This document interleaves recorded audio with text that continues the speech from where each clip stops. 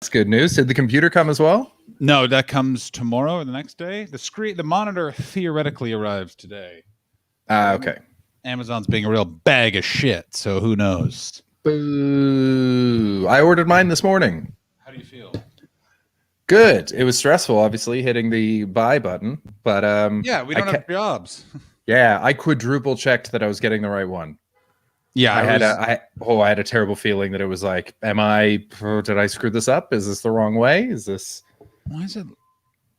I think the camera is different because I'm on against a green screen as opposed to American flag. Because I look different, don't I?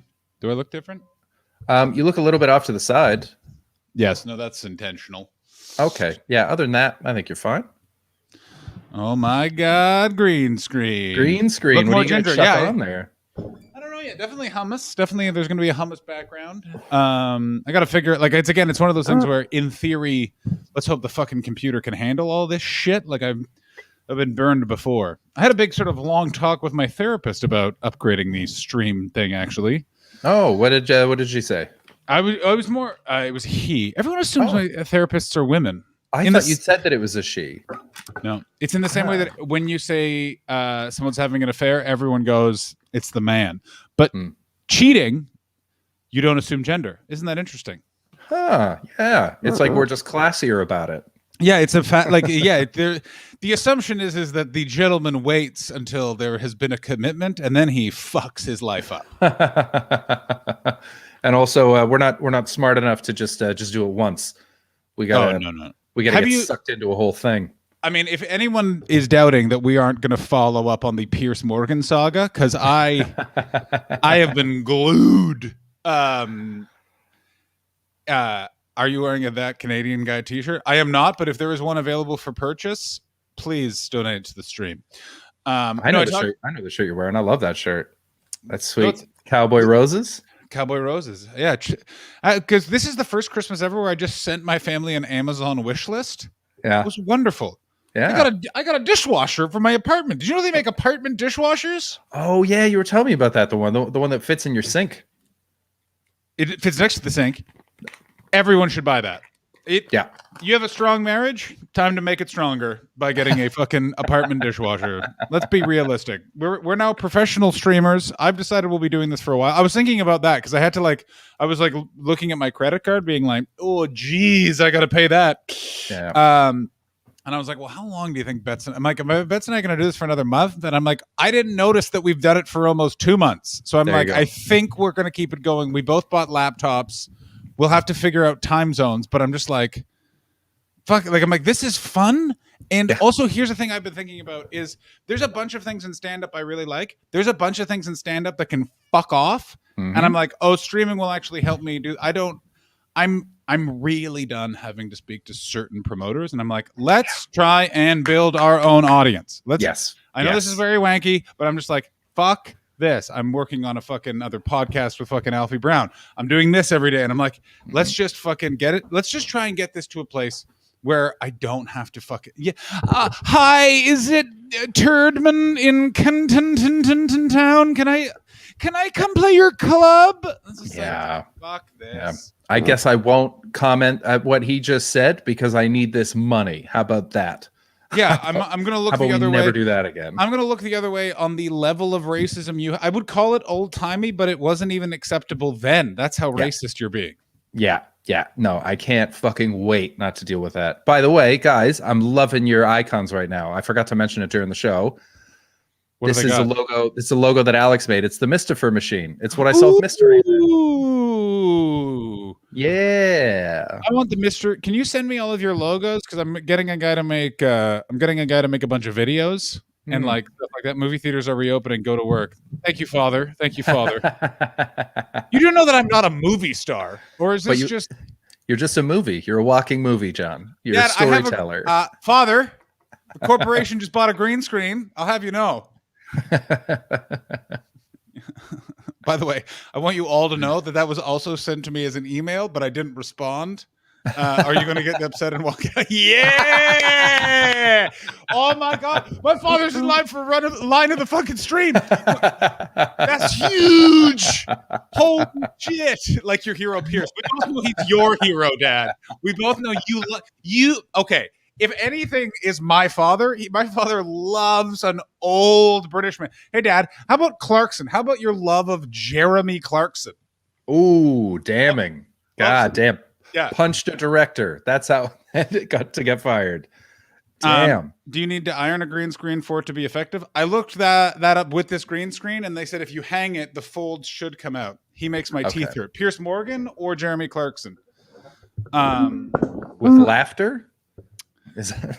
I mean, who the fuck knows? Here's my thing with, Piers Morgan. Okay, so have you seen what Piers Morgan's been up to? Did you look? Have you looked at Piers Morgan's Twitter account? Because it is a absolute bud.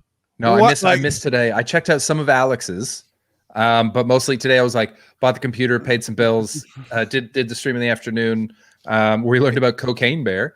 And then I just did verses with Sunil and Harriet. Sunil said he's going out for pizza, but he might send me a message later and he might jump on. Great. By the way, let me just say this about Piers Morgan. I hope everyone sat down. I do not think he's learned his lesson. What? Yeah. You know what? Shocking. Did anyone see that Trump's lawyer had a fake bookshelf background and you could see the creases? That's good. Here's what I'm liking about 2021 that isn't 2020 is remember 2020 and everything was horrific. Like racial discussions weren't Piers Morgan storming off a set. And can we just revisit the fact that can no one be funny in the chat so we give my dad Governor General the stream? That is so good. And he is walking around his condo right now fucking so happy. If he was with me, I guarantee he'd say a line that he really enjoys saying to my brother. John's not the only comedian in the family. Loves it. Absolutely. Like he is. I love that. So oh, he's happy. Oh, I can feel it. This is, he's had 3 beers and he's watching baseball happy. Oh, fuck yeah. Spring training's on. Who's your team again? I know it's like a weird team. Like you're a big fan of the Colorado Rockies. No, I'm a homeboy on that one. It's the Toronto. I could have gone Mariners, but I watched the Blue Jays win back-to-backs, and they're in my hearts forever as a result. I like Toronto. I mean, the problem is I just want the Expos back.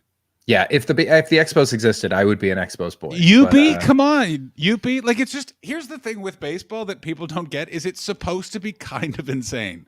Like it's not a real like they make the coach wear the uniform. So do you funny. know how stupid it is? Like, just in case we need you to get out there, you very, very fat man. Like, and they're never healthy. Billy Martin looked like cigarettes, and he was arguably one of the greatest baseball managers of all time. Was it Cito? What was it? Who was the Toronto one? Cito Gaston. Cito Gaston was like, he was a man. He was. I remember looking at him and being like, "That's a man. That guy's got his shit together." Are we talking like 90s man that he's got a bit of a gut and he's got no hair, but like you're kind of like you. Yeah. You would run mustache. You'd run a marathon. You'd die at the end of it, but you'd finish it. Goddamn right. Yeah. Like you're one of those, I love old school 80s and 90s coaching figure. Like the best for me, the pound for pound, and there's a lot of pounds. Hello. Hey. You cannot beat John Madden as the head of the Oakland Raiders. And if my father is still watching, we're about to get some real hate on Al Davis, and he's about to bring up my grandfather. If my father is still watching, watch it. Like I don't know what my grandfather had against Al Davis, but it was like Al Davis killed his dog. Like he literally, my grandfather went to his grave knowing 2 things. I do not like Al Davis. I like my family. And we're not sure which is the order that came in. Like it's for you don't know who Al Davis is. He is literally the basis of Mr. Burns and The Simpsons. Oh, I didn't know that. Yeah. Like excellent. Weird. What's going on here? All about them cubbies. It is lovely your dad gets to rinse his vaccinated boy. him. It's being pointed about John's general professionalism. What is that about? Yeah, what the hell? What's going on, chat? Did anyone see Trump's lawyer? Yeah, I don't understand. Chaos. John Hastings is 9/11 Cocaine Bear. Yes, you have a new alert or new command. Can you explain to me quickly what Cocaine Bear is? And then we're definitely looking at Piers Morgan's Twitter, because it is like, it's tone deaf to the point that you're just like is it? Are you for real? Like, it's awesome. I can't wait. I mean, I saw Alex was dealing with it as professionally as he did on television, and it was all just really classy moves. So I'm looking forward to seeing the fucking polar opposite of that. Yeah. Cocaine Bear was in 1985. A drug dealer or drug smuggler jumped out of his plane so Elizabeth Banks is making a movie about it. That's how we came across it. And we were trying to figure out what the hell a cocaine bear was. The movie's called Cocaine Bear. And so 1985, drug smuggler jumps out of his plane in Georgia to parachute down into the woods to take his drugs to wherever they go. Didn't account for how much weight a parachute could take. And so he was plummeting because he had too much weight on him. So he dropped 70 pounds of cocaine into the woods to save his life. It landed somewhere. A 175 pound black bear found it and ate all of it. All of it. They found 40 cases with trace amounts of cocaine left. Trace. And that bear died. That's it. I was really hoping that it would turn out like the bear and that bear is the reason why we actually have a treatment for epilepsy. Yeah. It's the mold on the cantaloupe that made penicillin. I mean, I feel like I met a guy named Cocaine Bear at Toronto Pride in 2009. Hey. By the way, if you ever I'm all for the. I hope you're all sitting down, but I'm all for the acceptance of all sexualities. I know. What are we going to do with the bigot command? I mean, what about your hatred of Skittles? You're flip-flopping here, John. I mean, it's a fair point. It's a fair. You know what? I hope the bear learned how to play piano. I mean, why piano? I don't associate pianos with a cocaine. Guitar, bass is a big Really? Is a big John Entwistle, baby. How old are you? Keyboards.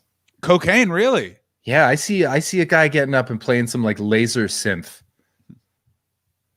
Synthesizers. Yeah. Yes. Anyway, but I remember going to Toronto Pride in 2009, 2010 when no one talks about this because Canada legalized gay marriage, but and I've said it before on the stream, I'll say it again. Canada legalized gay marriage to get the heat off the Liberal Party because they'd spent 10 years being like, I mean, who wants these federal contracts? Because daddy wants to get paid. And so they legalized same-sex marriage in Canada, and the entire country was like, what? But I heard the hard F with the hard T well into Obama's first term. Really? In cities, not Montreal. No. Toronto, never Montreal. Hardcore. Ottawa still. If you cut someone off in traffic, if you're a lip reader, you're not being called an asshole. My goodness. Yeah, it's just, let's be frank. And so but Pride used to have this moment where the sun would go down at Toronto Pride and it would go from fun fluffiness to oh, we gonna fuck in the streets. Oh, and, okay. And it was just you want to see some shit? I took ecstasy and I saw a man with a penis that was honestly below his knee, and it was just what do you do with that? No wonder he had it out. Of course. I mean, he probably looks forward to that every day. It's a highlight.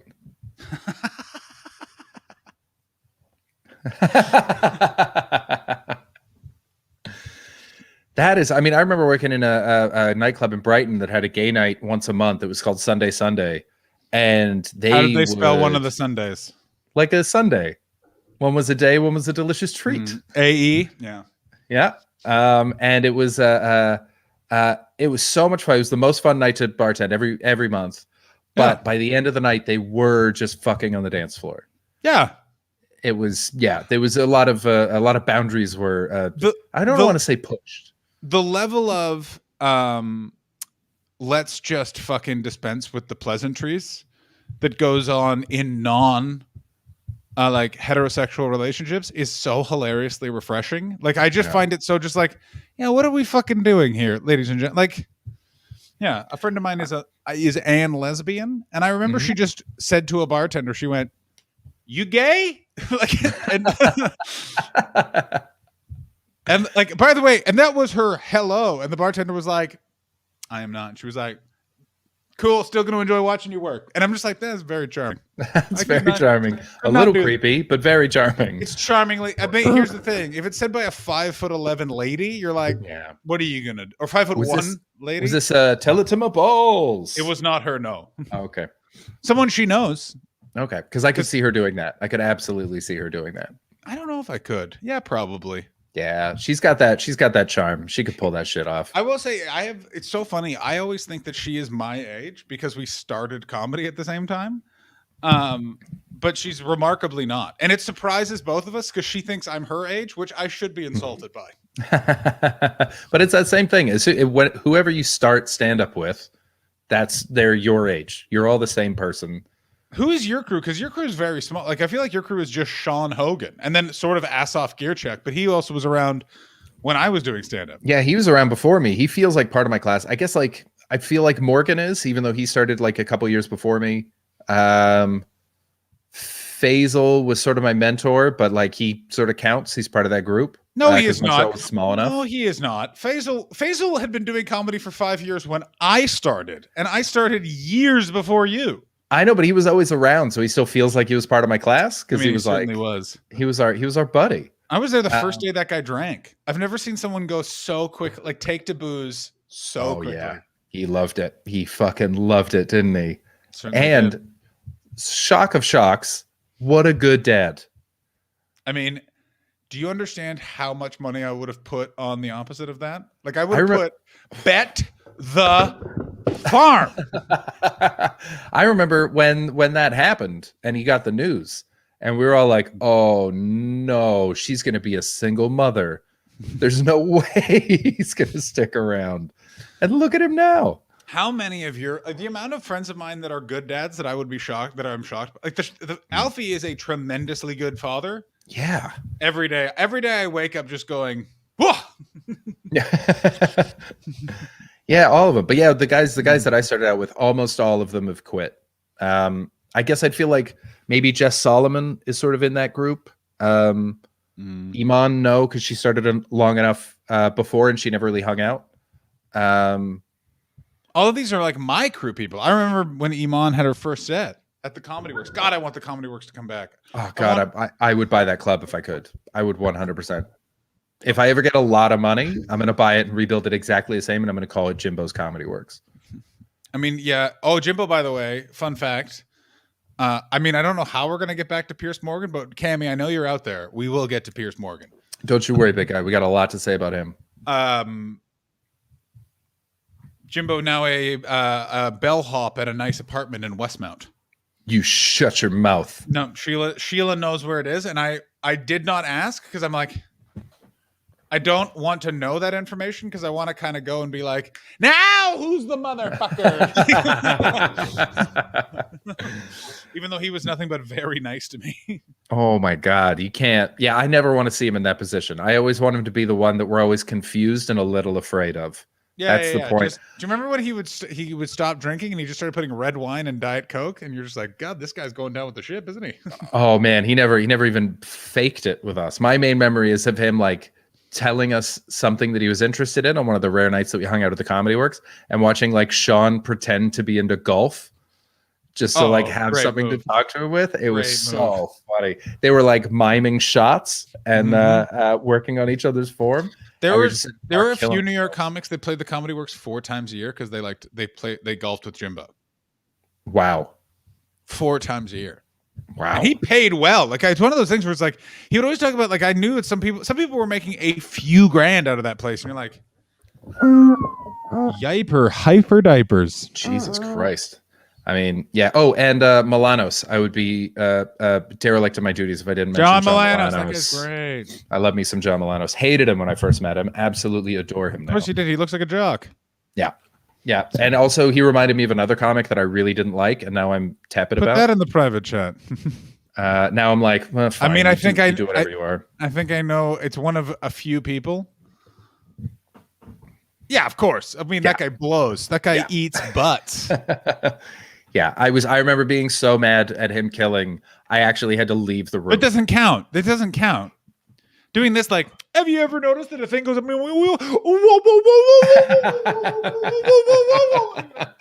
Boo, boo.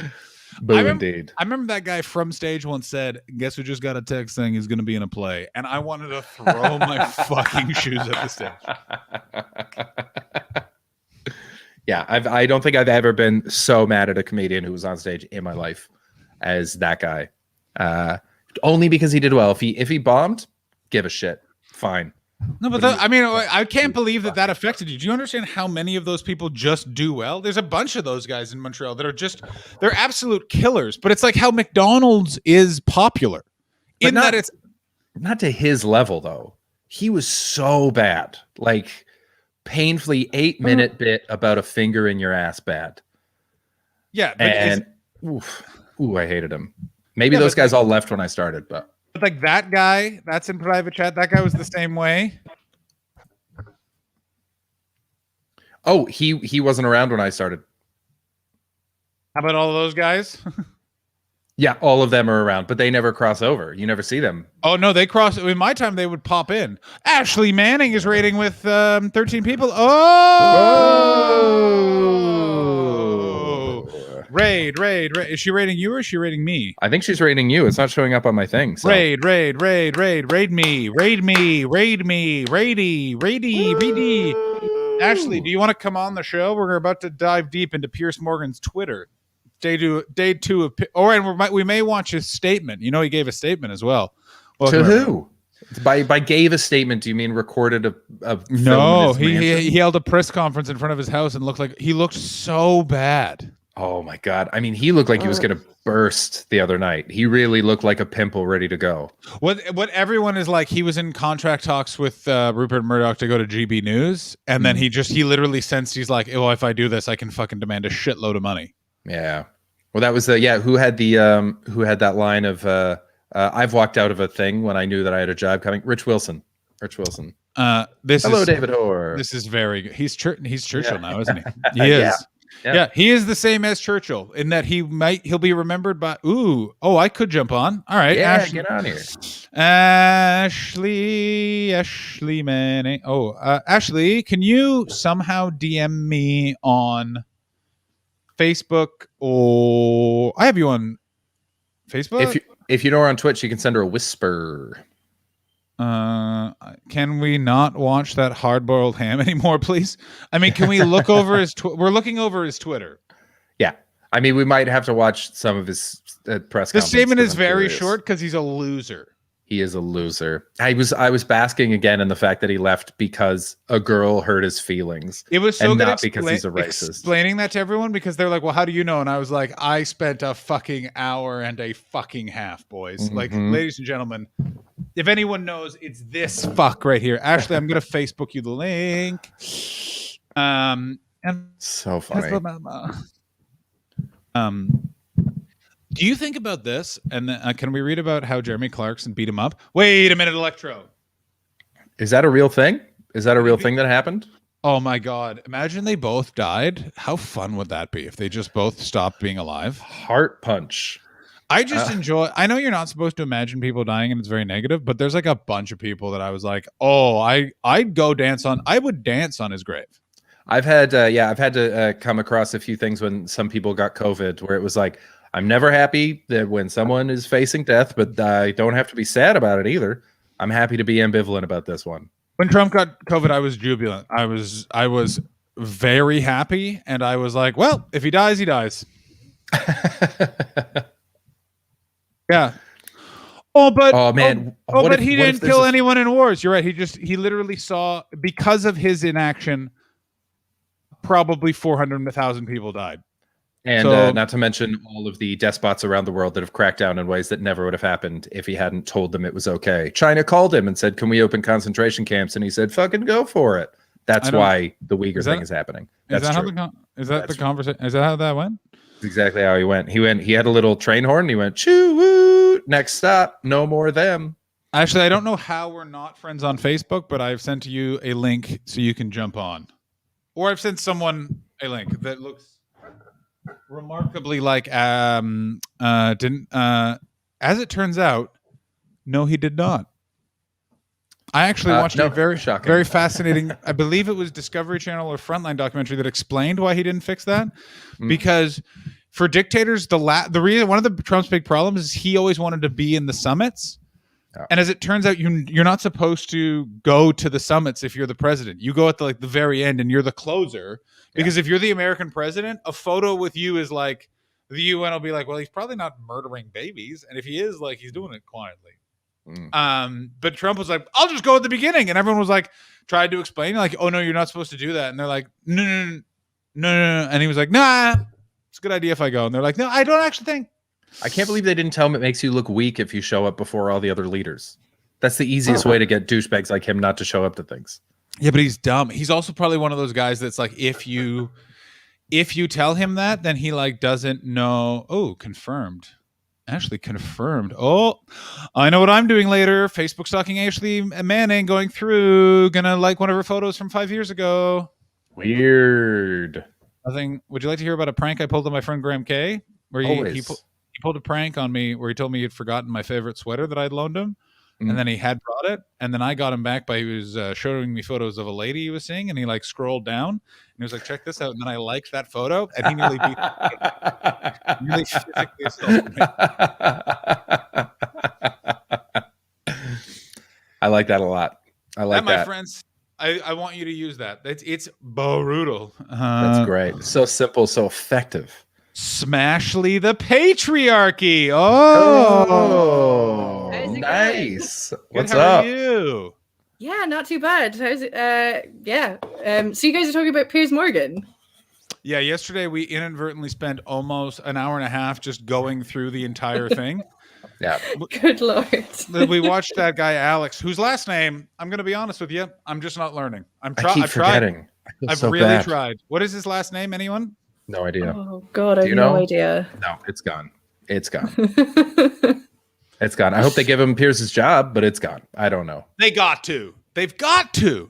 Beresford. Beresford? Beersford? I mean, three of the spelling is two different ways. No one knows. Beresford. That's not a person's name, is it? No, I don't think so. Not a real person. Alex Cocaine Beresford. How are you, Ashley? Where are you on the planet? I'm in Edinburgh. I'm back in Edinburgh now. Scotland? Nice. Yeah, Scotland. How is it going there? It's fine. It's kind of the same as anywhere else, you know. Is your former or perhaps still current flatmate? Still current. How is her business? Is it okay? No. Good. No, it is not. What about the other business you were employed in? How was that one? Oh, I'm no longer employed there. This is so sneaky. The way you're talking about this is so sneaky. Yeah, but you know what we're talking about. ABD guys, always be doxing. Always be doxing. I mean, but is that place going to survive either? I think it's potentially doing a little bit better. I don't know the full details, if I'm quite honest. One of the owners abandoned ship. But yeah, I think the other one is keeping it alive. Phew.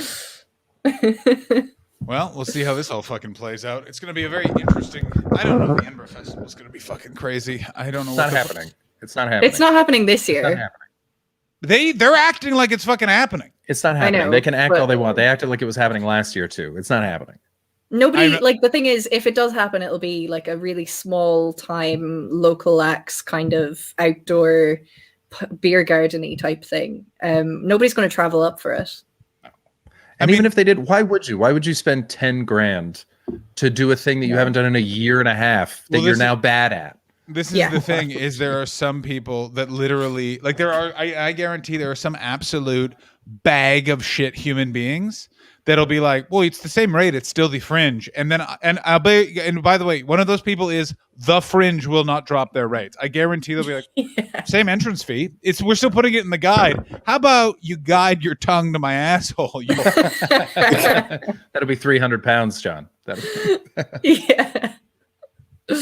Yeah, there'll definitely be those people who just want to get the festival back to make the money that they've lost and won't actually care about the festival and what it means to so many people. Oh, that one. No, that one. They're very good people. I'm defending them right now. That's a Tom Tuck command. That's not for us. Yeah, That's you could only use that command when Tom Tuck is on. You have to. That cannot be used when Tom Tuck is on. Also, who is the genius behind Caroline Clean? Have we narrowed this funny? We don't know who Caroline Clean is. So someone appeared on the stream one time from my Facebook. I forgot how to disable it. You did not forget how to disable it. Turn it off. I will ban Baldy if you do not fucking. No. Yeah, Caroline Clean showed up one day on John's Facebook just saying the F word is used far too much on this stream. And now every day. And then someone. That is so interesting and I love it because I get that all the time. Really? Like all the time. I haven't had it for a little while, but initially, for the first kind of 6 months that I was streaming, I had guys coming into my stream saying you shouldn't swear this much. And like, I'm sorry, but my stream is one of the ones that has a mature content warning on it. Also, so don't fucking tell a human being what to fucking do. It's my stream. I can say whatever the fuck I want to say, you know. But I used to get it all the time. Feel space. Yeah, we never get it except for this one bot. We don't know who Caroline Clean is. No, she's a real. She was a real person, and then someone else in the stream went and made their own Twitch stream that is Caroline Clean after that woman, which is even better. That's brilliant. Because she's definitely someone from America's Got Talent that liked America's Got Talent and followed me as a result of America's Got Talent. Like I can just tell all of the people that are on that from when I was on and America's Got Talent. Yeah. I just want to say for the record, the Underbelly is a superb venue and I love them. I think that they do a great job and they're fantastic. They never hurt me. That's for damn sure. You scared them all off, Ashley, when you had that creepy guy. Who's the creepy guy? Oh, God. I had a guy come into my stream who suggested that I auction myself off for dates with my viewers.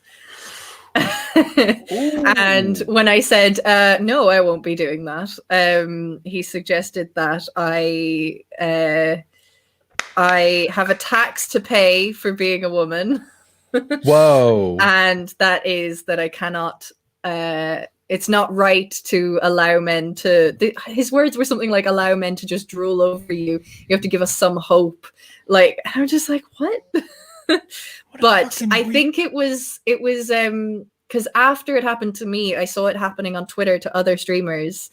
And it was very much the same words. So I think it was like some bot thing that was going around for a while, but it seemed like it was a real person chatting because there were loads of comments.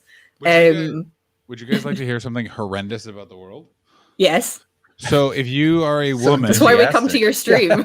Yeah. This literally broke my heart. If you are a woman and you get to a certain level of followers on Twitter, you get a bunch of bots that just say really mean shit to you because there were a bunch of bots programmed from 2016 to react to certain things or throughout time. And those bots have figured out you get a huge response when you attack women.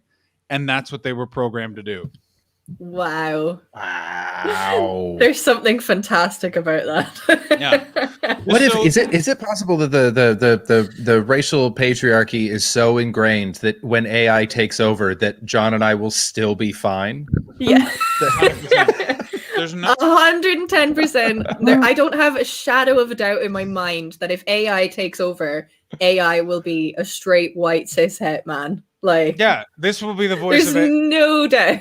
Hello, let's just be crushing skulls left and right and be like, you guys are cool. Don't worry about it, bro. High five. Because here's the thing, it's made by nerds, and nerds always create what they hate. You know what I mean? Like, oh, it'd be so fucking insane. Yeah. Microsoft yeah. It became a Nazi in 24 hours. That's hilarious. Did you see the robot that they made? That they turned into a psychopath on purpose? Just to see what would happen?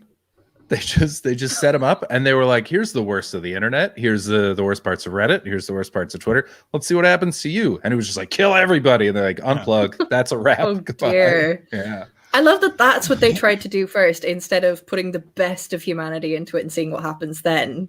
Yeah, again, because nerds are assholes. Have you ever fucking dealt with an IT department? They're all fucking shitheads. But also, have you ever tried to find the best of humanity on the internet? No one retweets it. It's never gone viral. Yeah. You gotta go deep. You gotta really find these people. Unless in real it's life. a cute cat, it has not gone viral.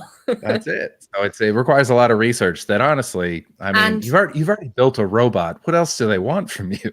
I mean, like even look, Alex Watson, when she started being a stream moderator, was a very nice, polite, well-educated person, and now she's making things like this.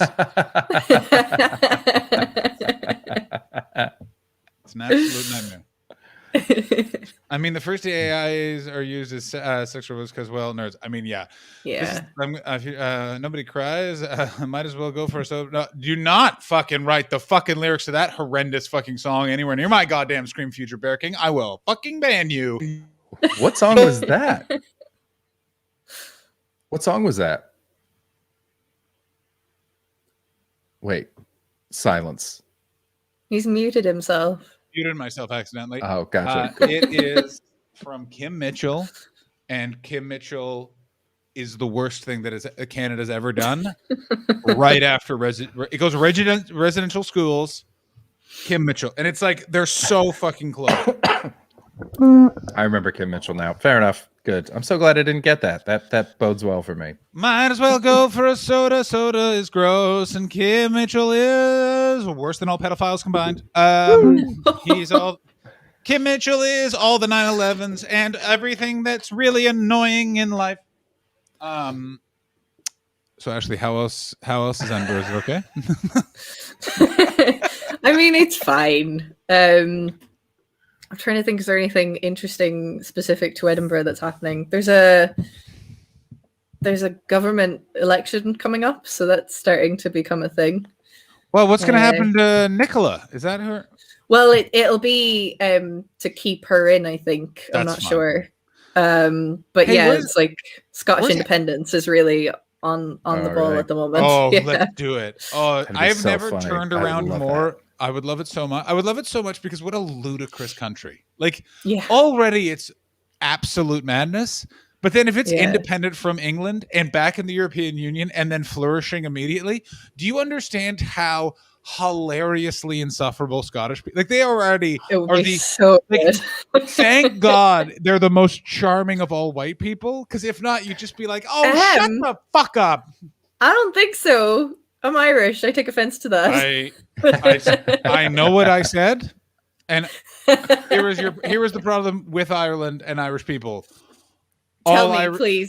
All Irish straight men are fucking gross. Like they all think they are so fucking fun and interesting, and all of them are essentially just yucky sex men. They are like the Irish stereotype. I don't know what fucking what troll you paid off under a bridge, what money exchanged hands. If the English was like, listen, we've spent most of our entire existence trying to eradicate these people. Let's let them fool the world that their stereotype is that they're like depressed poet artists that drink. The Irish stereotype should be a guy leaned against anything just going, oh, you fancy a shag? Because that's every Irish person hits a country like a new strain of STD. I love it. You know what? I really want to disagree with you, but I also have a whole routine about how I come from the most sexually repressed city in the world. So, you know, I don't have any leg to stand on. Which one is that? Which city is that? Yeah. Cork City. I love Cork. I lived there. Did you really? I worked at the HMV on Patrick Street. No way. Yep. That's cool. Yep. I had a great time, and it doesn't exist anymore. But so cool. Sexually repressed. What an insane place. When you say when you say sexually repressed, like you mean like no one talk about it, but as soon as a door is closed, then it's just ejaculate is flung willy nilly. I mean, yeah, I think that's the gist of it. Yeah, it was a legit study that I came across that said Cork was the most sexually repressed city in the whole world. So I turned that into a routine, and it's fantastic. I mean, it sounds pretty good. Yeah, it's I mean, it's just that kind of Catholic guilt culture is quite heavy down there. And the more I thought about it, the more I was like, my sex life does nothing to, contradict any of this. So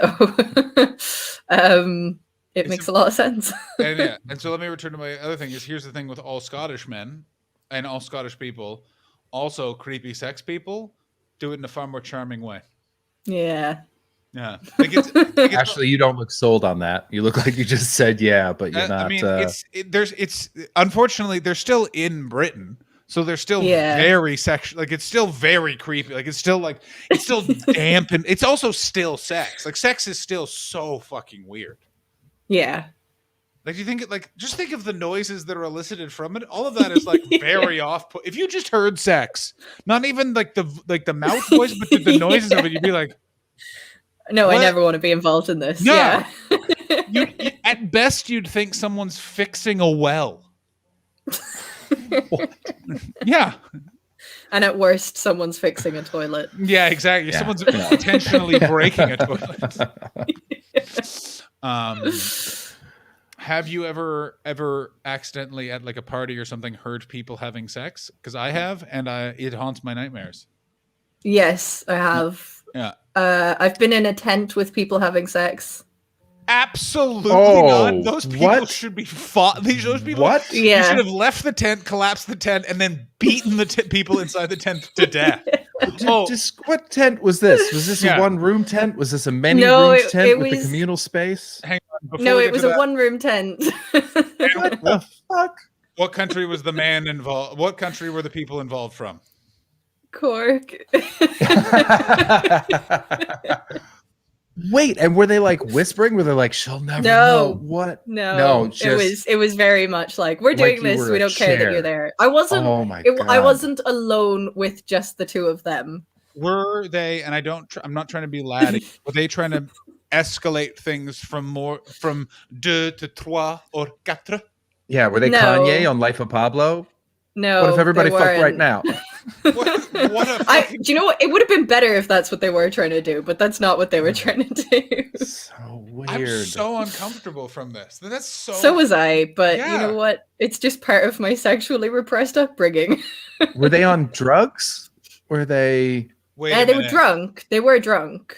No drugs, though. No drugs, because I mean, ecstasy maybe. Baldy, was it Chris? Fuck you. Chris, was it you?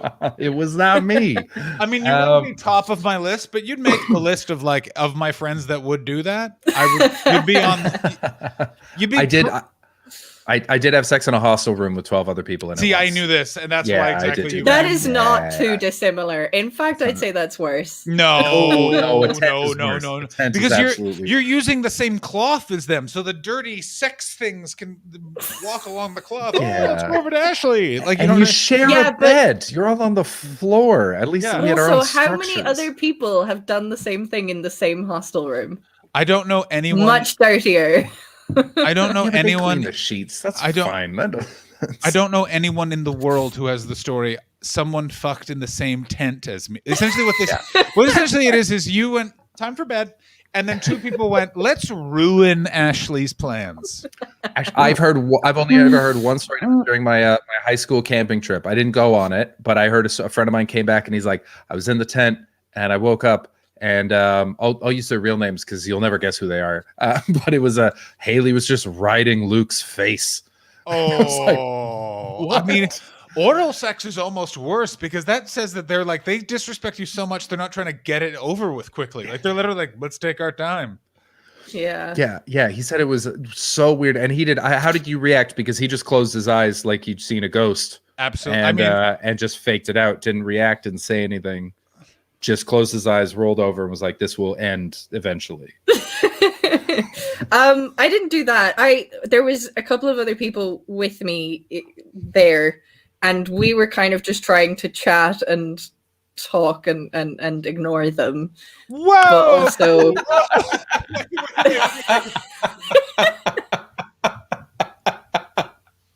which bit got you there? Weirder. This is phenomenal. I'm absolute I was picturing. This is what I'm picturing. So I'm you, and you. This is the tent. We weren't trying to sleep yet. We were like drinking in this tent. And why did you stay in the tent? I don't know. Was it? Please tell me it was raining outside. It might have been. I don't remember. How many other people? Including me. No, sorry. Not including the sex people. Not including me. 2 other people. So 3 people and then 2 people banging. So, yeah. Yes. So you even had them outnumbered. Yeah. I think that was part of what made it less awkward, though. Like, if it was only me and 1 other person, 2 people in the corner playing.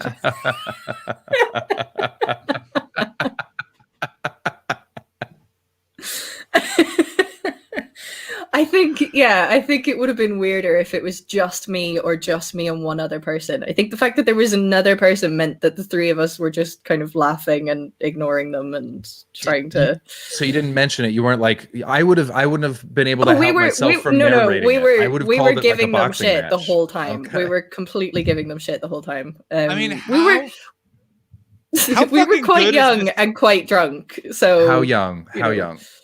Ew, oh, God, I'm probably giving out too much information, but I want to say 17. 17. That's fucking damn. That's a lot of confidence for a 17-year-old. Yeah, she had a lot of confidence. Did you say he or she? She. I mean both of them, but I said she. Yeah. Yeah. That woman broke some fucking hearts. That woman. That woman looked in a man's eyes. He said, "I love you," and she went, "Thanks." Yeah.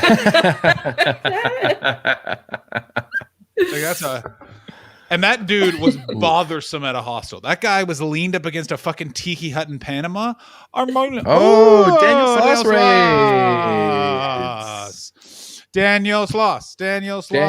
Sloss. I popped over to Daniel and Gareth's stream. And welcome everyone. Please follow and subscribe to me. Hit the follow button. Hit the fucking follow button, bros. By the way, don't ever watch Daniel Sloss's stream again. He has squirrels living in his Tesla and has a smelly bum, and I'm super cool. As is Chris, as is Ashley.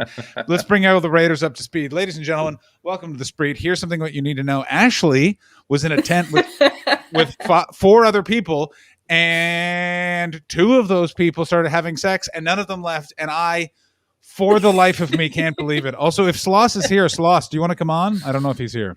Did they finish? It's the question everyone needs to know. Everyone needs to know.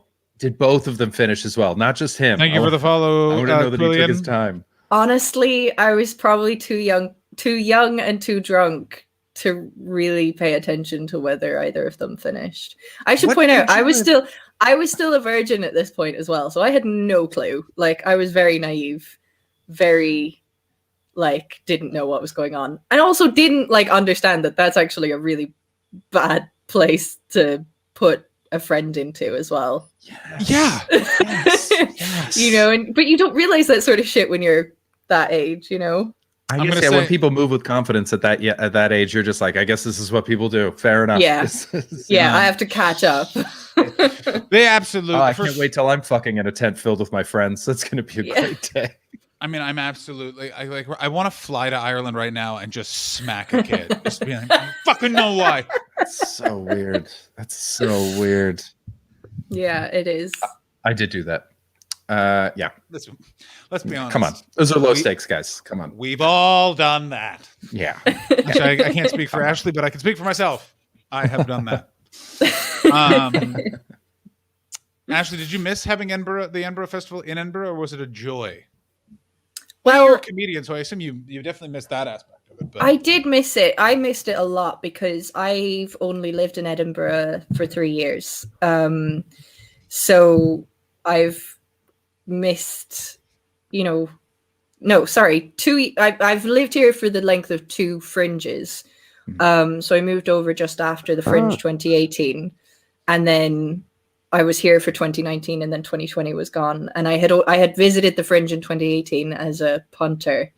So I've only been to the Fringe twice now. So I did really miss it, which was a shame. And also I'd worked really hard kind of, as, trying to be a comedian, but then I was also trying to be clever and get experience in the arts, kind of box office management, producing, sound and lighting technician. I was training in all of these other things so that I could fall back on them as well. And it's just like all of it was gone, Yeah. Oh, yeah. Yeah. It was madness. Yeah. And I still work for a theater, which is bizarre in this current situation. What's touring right now? Nothing is touring. We're doing radio plays. Fuck you. Yeah, it's awful. It's so bad. Speaking of something that's awful, let's look at this fucking jowly fucks fucking Twitter. So actually, now that's a segue. You were obviously not here yesterday, which is when Chris and I did a deep dive on Piers Morgan's last appearance on Good Morning Britain. But let's just say this guy lived up to everything you're looking for from an absolute bag of shit. Everything in me wishes this old bastard just took one of his medals out and stabbed him in the eye and then just went for a nice loop around the stage. Oh, that would have been so good. I'll be back in 2 seconds. I just remembered that I've been on a stream for 2 hours and forgot to go to the bathroom. So please keep talking shit about this war hero while I'm away. I'm not talking shit about the war hero. The war hero is great. I want him to stab this fucking half a fuck. Yeah. Just like take each of the medals and put them into each of an orifice on his body. Let me ask you this: as inside, you're an Irish person. Has Piers Morgan said something fucking super dodgy about Irish people at some point that like I wouldn't be aware of? But like, because Irish people in this very amazing way keep a list of grievances against the English, especially celebrities. They're like, I'll never forget when fucking David Jason said something about like the fucking Titanic and fuck him. Like it's just this odd, very Irish quality.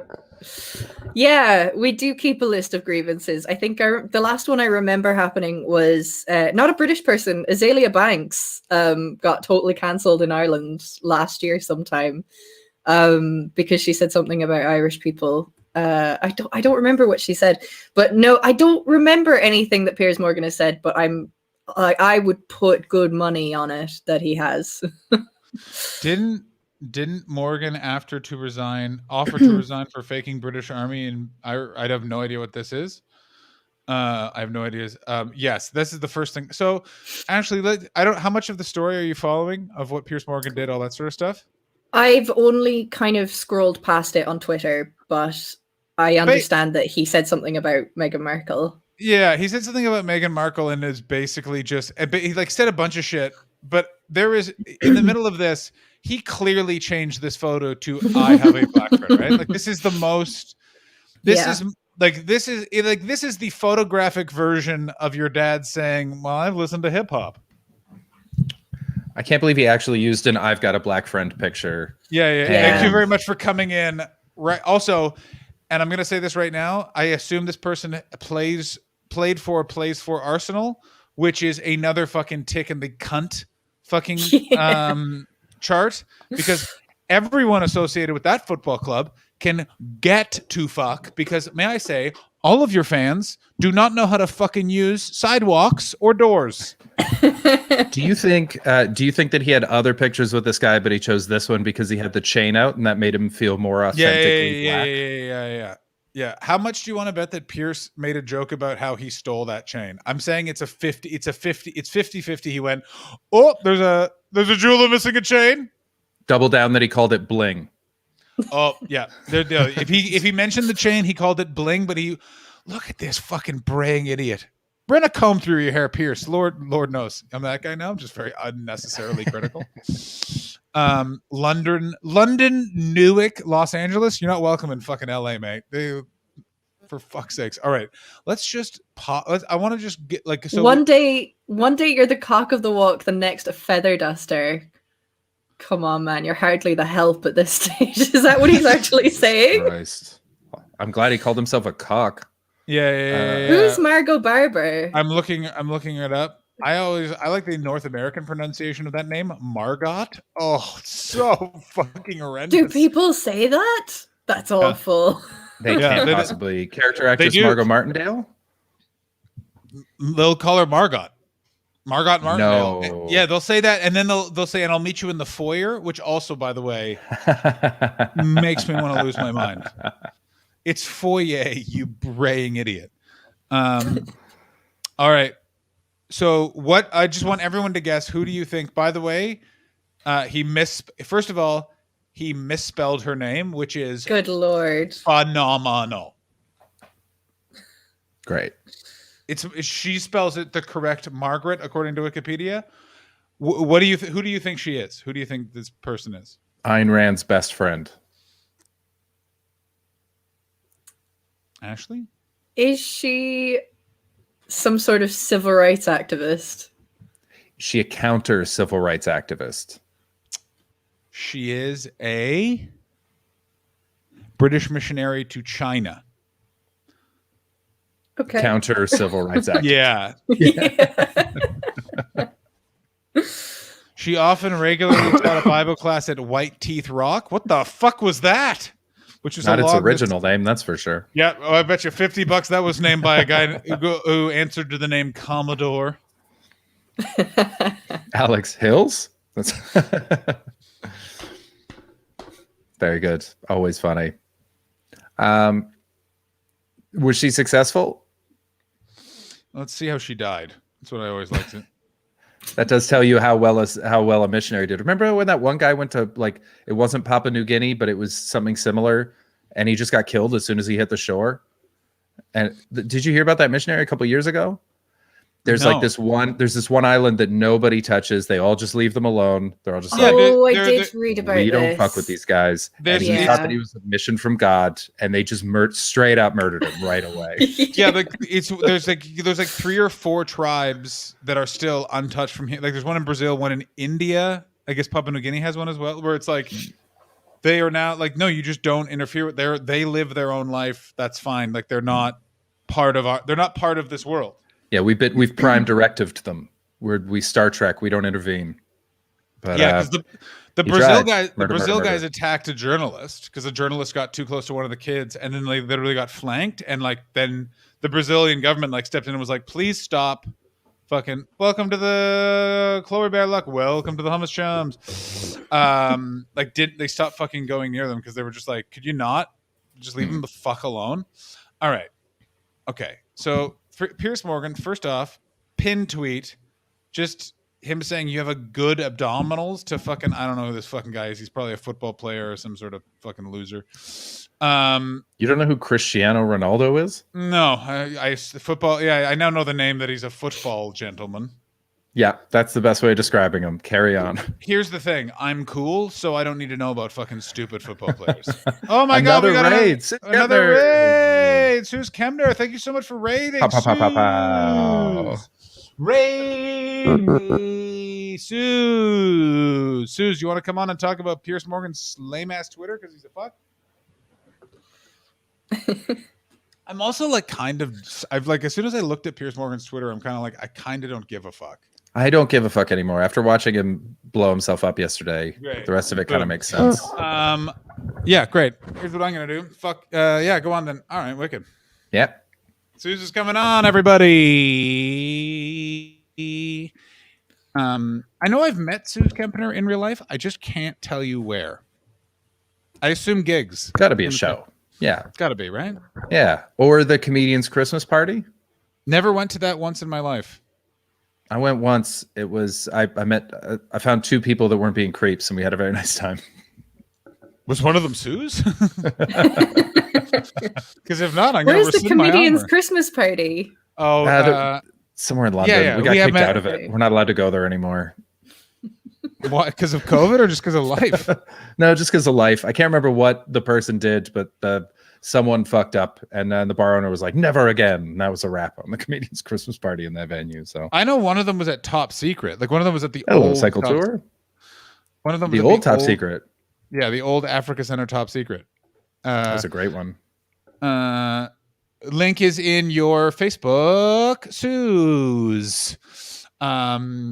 It's a party tent. Hey, come on, Sean Perb. Too fucking close. There's a difference between a party tent and a sex tent. I confronted the people that I was working at a summer camp, and they banged in the cabin I was sleeping in and like woke me up. And then I let them finish, and then they walked out, and I was like, me and the other guy that was sleeping, they were walking out, and they're like, "Why are you guys here?" And I was like, "I was fucking sleeping in there. That's fucking rude." And they were just like, like in that way that when you're early 20s, people are like, "Oh, come on, have some fun." It's like, no. First of all, by the way, one of the gentleman based on, sorry, Suze, you've come in at a weird moment, but I'm about to, I'm assuming a woman faked an orgasm because I've never heard so much performative yes pleasing in my entire life. And I've taught improv. I think that's a feature of like public sex or sex in front of other people though, isn't it? If you're doing something like that, you are doing it as a performance. Yeah. Imagine stopping halfway through being like, this just isn't, you're not very good at this. Yeah. Imagine stopping. Imagine hearing that. Yeah. I feel like Susan's really come up in a weird time in our stream. Also, Suze, what is behind you in your studio area? Oh, it's Freddie Mercury and Robert De Niro from Taxi Driver. I share my room with the best. Yeah. Who do you think would win in a fight between Freddie Mercury and Robert De Niro? Freddie Mercury, absolutely. He's got height advantage. He's got them strong shoulders and a barrel chest, and he's used to scrapping, whereas Robert De Niro is just like method actor in that. I 100% agree. Also, there's something about Freddie Mercury that it's not that he has anything to prove, but he just seems like the kind of guy that would just be like, it's like he'd fight dirty, but in a very nice way, where he would just grab like a glass of champagne in the eyes and then cut Robert De Niro just a slice on the cheek, and he'd go, "Ooh, excuse me." Oh man, I'm utterly fascinated by that. I'm utterly fascinated by that man because I felt Bohemian Rhapsody was just such a not great portrayal of who I wanted. What awful movie. Okay, was it bad? I didn't get a chance to watch it because I just stopped watching biopics a while ago. Because when was the last good one? Ray? Well, listen, someone Walk on Hard. the stream, Walk Hard. Yes, that's the correct answer. That is the correct answer. Ashley, have you seen Walk Hard? No, I haven't actually. Oh, it is so funny. It's one of those comedies where you're like, someone should have told me this was funny years ago because I just never got around to watching it. But it's so much better than it has any right to be. Oh my God. There's so many, like just the fact that, slept with 3,000 women and 48 men. Speak you English, take the kids. You take the kids, but you leave me my monkey. I mean, for me personally, it's when he breaks all of the sinks is really... or all the blankets in rehab. Oh yeah, he needs more blankets and less blankets. Oh, I mean, now I just feel like we should do a watch through of that. So, Suze, how was your lockdown? How was everything? It's fantastic. I never want to leave my house again, so it's perfect. No, I am sick of the sight of my own room and my own face. I'm tired of looking at myself when I stream. I need an audience to actually. I can sort of pretend I look fantastic. You keep seeing your own face, and you go, "I can see why plastic surgery's gone up in lockdown," because apparently it has. Has it really? Yeah, sales of plastic surgery have gone up during the pandemic, which was a relief because I was starting to think, what an ugly woman. But I went, oh no, it's fine. Everyone feels like this. All right, we can all be honest. What would you guys get done if you could get and it'll be done well. We're not talking Joan Rivers. We're talking like Jane Fonda level plastic surgery. Right. Where you can't, like Jane Fonda, like she apparently has admitted, but like you can't prove. Also, Ashley is frozen or oh yeah, am I? Yeah. Your video, but apparently not your sound. My video is frozen. Okay. Oh no, it's not frozen for me. Oh no. Yeah, but it's frozen. Let me try this. Oh, is she? Oh, he'll just bring her back. I didn't do anything. She did. Oh, that. okay. She'll come back. She did that. Oh, okay. I thought you brought her off. She'll be back. That was strange. The old there she is. I turned it off and turned it back on again. Hey. I was not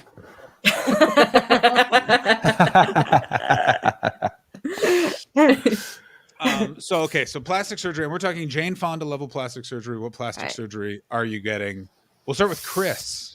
I feel like Chris will be an interesting one. I wouldn't get it right now, but knowing that I would get it later, liposuction, and then I just fucking go for it. I would absolutely go hard and then have it all sucked out. That would be the big one. Yeah. Yeah. That's good because they could take more. They could take like more from one bit and less from another bit, so they could sculpt you an Adonis body, couldn't they? I'd have it all in my ass. I'd go full Megan Thee Stallion. I'd just just out. Thank you everyone for following in the hummus chums. I'm so sorry. Thank you so much, Derwitz Phillip and kiss or something. I can't remember what your name was. Like the chat is going crazy, so I keep missing them. But your follow is totally appreciated. Follow my Discord. I love you all. You're the best. Liposuction for Chris, Suze. Yeah. Also, feel free not to answer this question. I'm just. Oh no, it's fine. I would a really boring one. I'd get my teeth whitened just a little bit. Just like a little bit. So that's easily done. You could do that for like 300 quid. But I've got quite a big nose, but I don't want it made smaller. I just want the bit that I really opened the door hard into in 2009 taken, like just shave that little bit down there. When I can't see it. I want you to know something. You can't go away. That angle, it's like who's the witch? Whereas that angle, it's just like woman with strong nose. Whereas that angle, kill the witch. Strong nose. I don't want. I see a damn thing. I got to be honest. I have no idea what you're talking about. But but I also have problems with my body, so I totally understand that means nothing. Like it's one of those things where if you don't have body dysmorphia, when people argue with you, you're like, "Oh, I have this," and they're like, "No, you're crazy." It's like you do understand. You're just wasting your time. Like just give this to like. I have a therapist for a reason. You, my friend with an accountancy degree, isn't gonna fix this. No, you don't. Yeah. Yeah. Well, I've been waiting for someone to say that for years. Yeah, like everyone beforehand has just gone, yeah. I mean, this is a very good one as well. Yes, I'm gonna get a third elbow.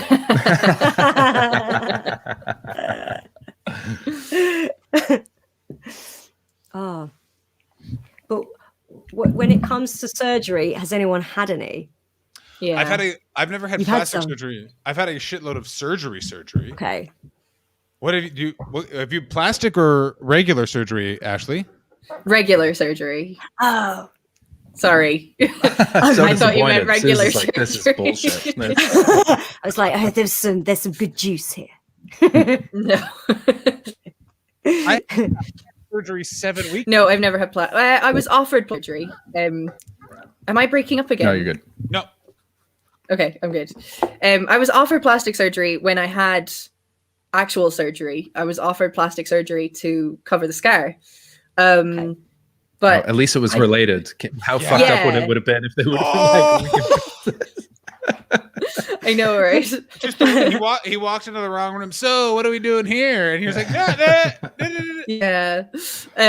No, it was just to like make the scar as neat as possible. And I didn't get it because the surgeon was really good anyway, and my scar isn't that noticeable.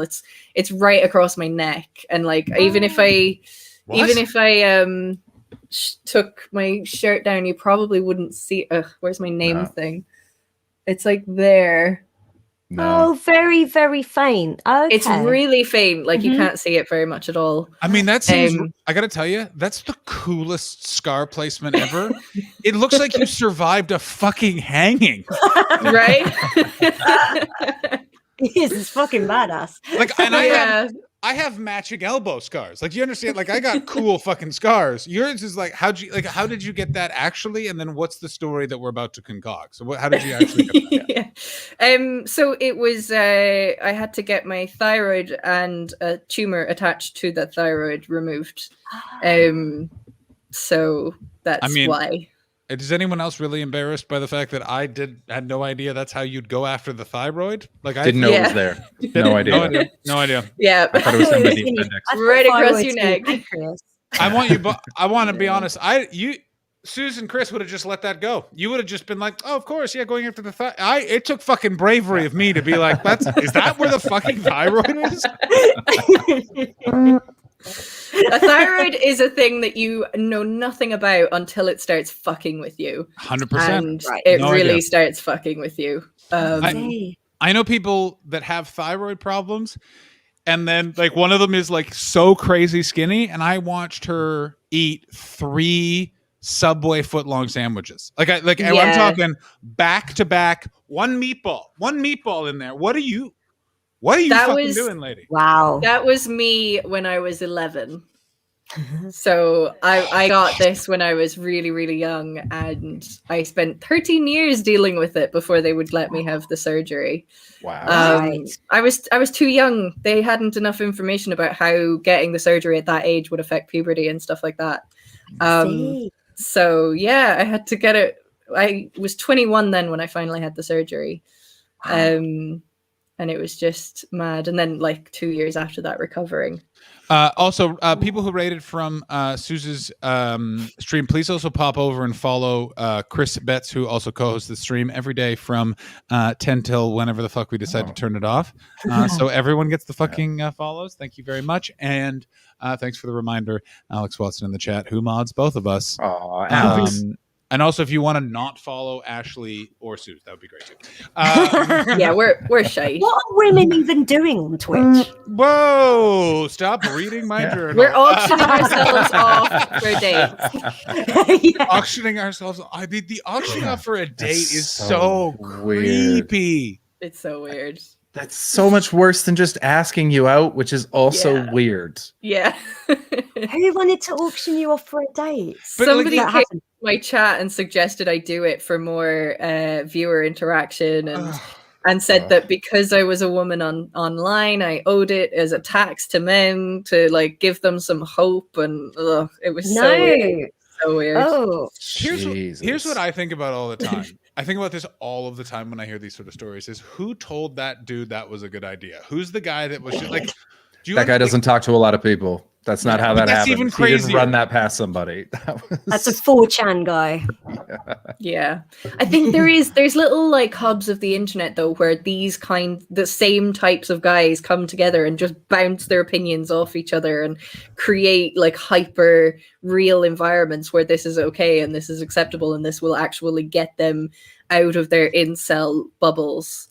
And that they might actually be able to interact with a woman sometime, and they're just like, well, maybe if we do this, and maybe if we do this, and it's like, no, that sounds about right. I felt so. But did you know not 4chan? Incels was started by a woman. What? Incels was started by a Canadian woman. That. I mean, I was about to be like, it's weird. Canadian, I 100% get. Woman, I'm shocked by. But Canadian, I 100% see. But it wasn't like that originally. It was originally she was someone who would like to have sex with people, and no one was choosing to have sex with her, and she wasn't sure why, and she wanted to work on it, and she was like, I can't be the only one. And so she wanted to start a community where they could help sort of build each other up and build confidence and go out and be have a support structure. And it started out really well, and then guys took it over and just fucking napalmed it. I mean, that's so she's walked away. The story of the social movement is it's like much the same with cool neighborhoods. Here's what you never want to see: a bunch of white dudes heading your way. Time to close up. It's true. And then the game became successful. Yes. Yeah. I mean, you guys can all say whatever you want. I know Mystery. I've met that guy a bunch of times. That guy's the worst. Oh, can you tell me everything? Because I'm fascinated by that guy. Yeah. He's Canadian, and he would spend a lot of time in England because before Tinder and all those sort of things. So Tinder kind of ended. This is a weird thing. The game is old enough that, like, because Ashley, how old are you? Just to put context. 27. 27. So do you remember when the game was a thing? Do you know what that is? I'm not sure if I knew about it when it was a thing, but I definitely found out about it later on, and I know what it is, and I've seen it in like being used in films or in whatever. Yeah. Yeah. So there was a big bot. double Damn. Oh, I don't have my chat open. Does someone want to? Can someone fucking Alex? Can you ban them? Because I don't think they're up on my. I don't have my chat up, so they may not appear. Thank you very much for the follow, Chomper. But welcome to the Mystifers. Welcome to the Mystifers, Chomper. Welcome to the Mystifers. So he spent a lot of time in England. Thank you very much, Alex.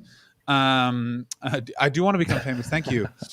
He spent a lot of time in England because a lot of men there felt that they didn't know how to approach women. So it was a lot of posh dudes who went to boarding schools would pay him an exorbitant amount of money to teach him shit. So they would be things like he would show them magic. Oh, so I should give context. So basically what he was a pickup artist. He would teach dudes how to pick up women. The term negging comes from him. For those you don't know, is be negative to something, which is so Have you ever seen negging done, like actually in a bar? Yeah, I had a friend who read Twitter. the game and memorized it. No, you didn't. Yeah. And he was the sweetest guy before that. And it worked. That was the worst part. It absolutely worked. He went from no one wanting to sleep with him to him sleeping with a lot of really good looking women. Well, because they also hated themselves. Yeah. Because the narrative illness, the biggest problem with the game is that it works, is that it's founded in a systemic brainwashing kind of effect that has happened on women. It goes right back to when a boy is mean to you in the playground and they say, oh, it's because he likes you, and like, no, it's not, it's because he's a stupid little cunt. Who's probably jealous because I'm playing with the toy he wants. Like, it's so stupid, but it is that narrative that is fed to you so much that obviously something like the game is going to work because it's pressing on buttons that have been functioned into you. It was crazy to watch. We made fun of him all the time because I remember when he first told us about it, he clearly read it twice before he mentioned it to any of us. And then we were about to go camping, and we were out buying supplies for camping, and we were in line and just kind of casually tried to be like, you know what we should do? We should all have nicknames. We're like, what the fuck are you talking about? Apparently that's part of it when you move in like a group, and I mean move because you think of yourselves as predators. Then you all have nicknames, so it's like a cool distancing thing. Okay, someone's asking in the chat, and this is a good point. Okay. So the chat the game was a book written by Neil Strauss, where he followed a group of pickup artists. The main one being this guy Mystery, who's from Toronto, and he goes around and he has all these tactics in which to pick up women. Everyone has a nickname, so it's that the reason why you have a nickname is so you then have the story for a woman. To tell a woman why you have the nickname, and it makes it intriguing, right? Oh yeah, sure. Here's how I got nicknamed the serial killer. Yeah. Here's how I'm the boner champ. Yeah. My name is Thick McGillicuddy. Want to know why? No, I don't want to know why. And then you try it on somebody else. I want you to know I had a nickname. There are people in my life that still know me as the nickname, and here's what I tell no one. Like no woman ever hasty? It is not hasty. Also, British people love that, but you are not the first one that ever like it's old hasty, and I'm like fuck off. Hey, ladies, want to know why they call me hasty? And they're I'm surprisingly quick at running away from commitment. Cut to full penetration. Yeah, of course, full penetration. Poor Ashley sitting there just trying to enjoy a drink. Oh, did I not mention I was the guy in Ashley's 10? Yeah. I was a full 8 years older, and I was just hanging out in Cork with some 17-year-olds. Hey, you guys ever seen a dead body? Absolute sidebar. We will get back to the game. And this, I think, died with my generation. But Ashley, did you have like a bunch of old dudes just hanging out outside your high school who were dating girls at the high school? Because my high school, that still went on 8 years later. Yeah, but also the added aspect in Ireland was that they were all farmers. Cool ass farmer. That's so much worse because they're I dirty. know, They're both it's so dirty of much mind and worse. dirty of nail. Yeah, What, anyone who has access to a silage tank, no. Like, that is where you get rid of a body, by the way. I bet.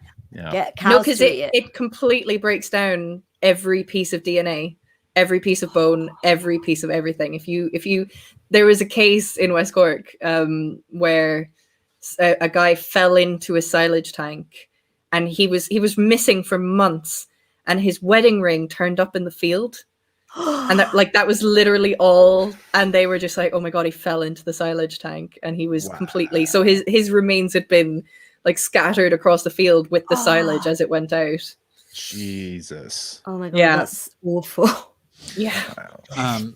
The closest we had to that Chomperb is the gym teacher, Mr. White, and Nepean High School in Ottawa, Ontario, Canada. He waited until the day after a student graduated and started dating her. Here's when it got real good. He fucking forgot she had a sister who was in my grade, and that girl told everyone, and then we did whatever the fuck we wanted. Nice.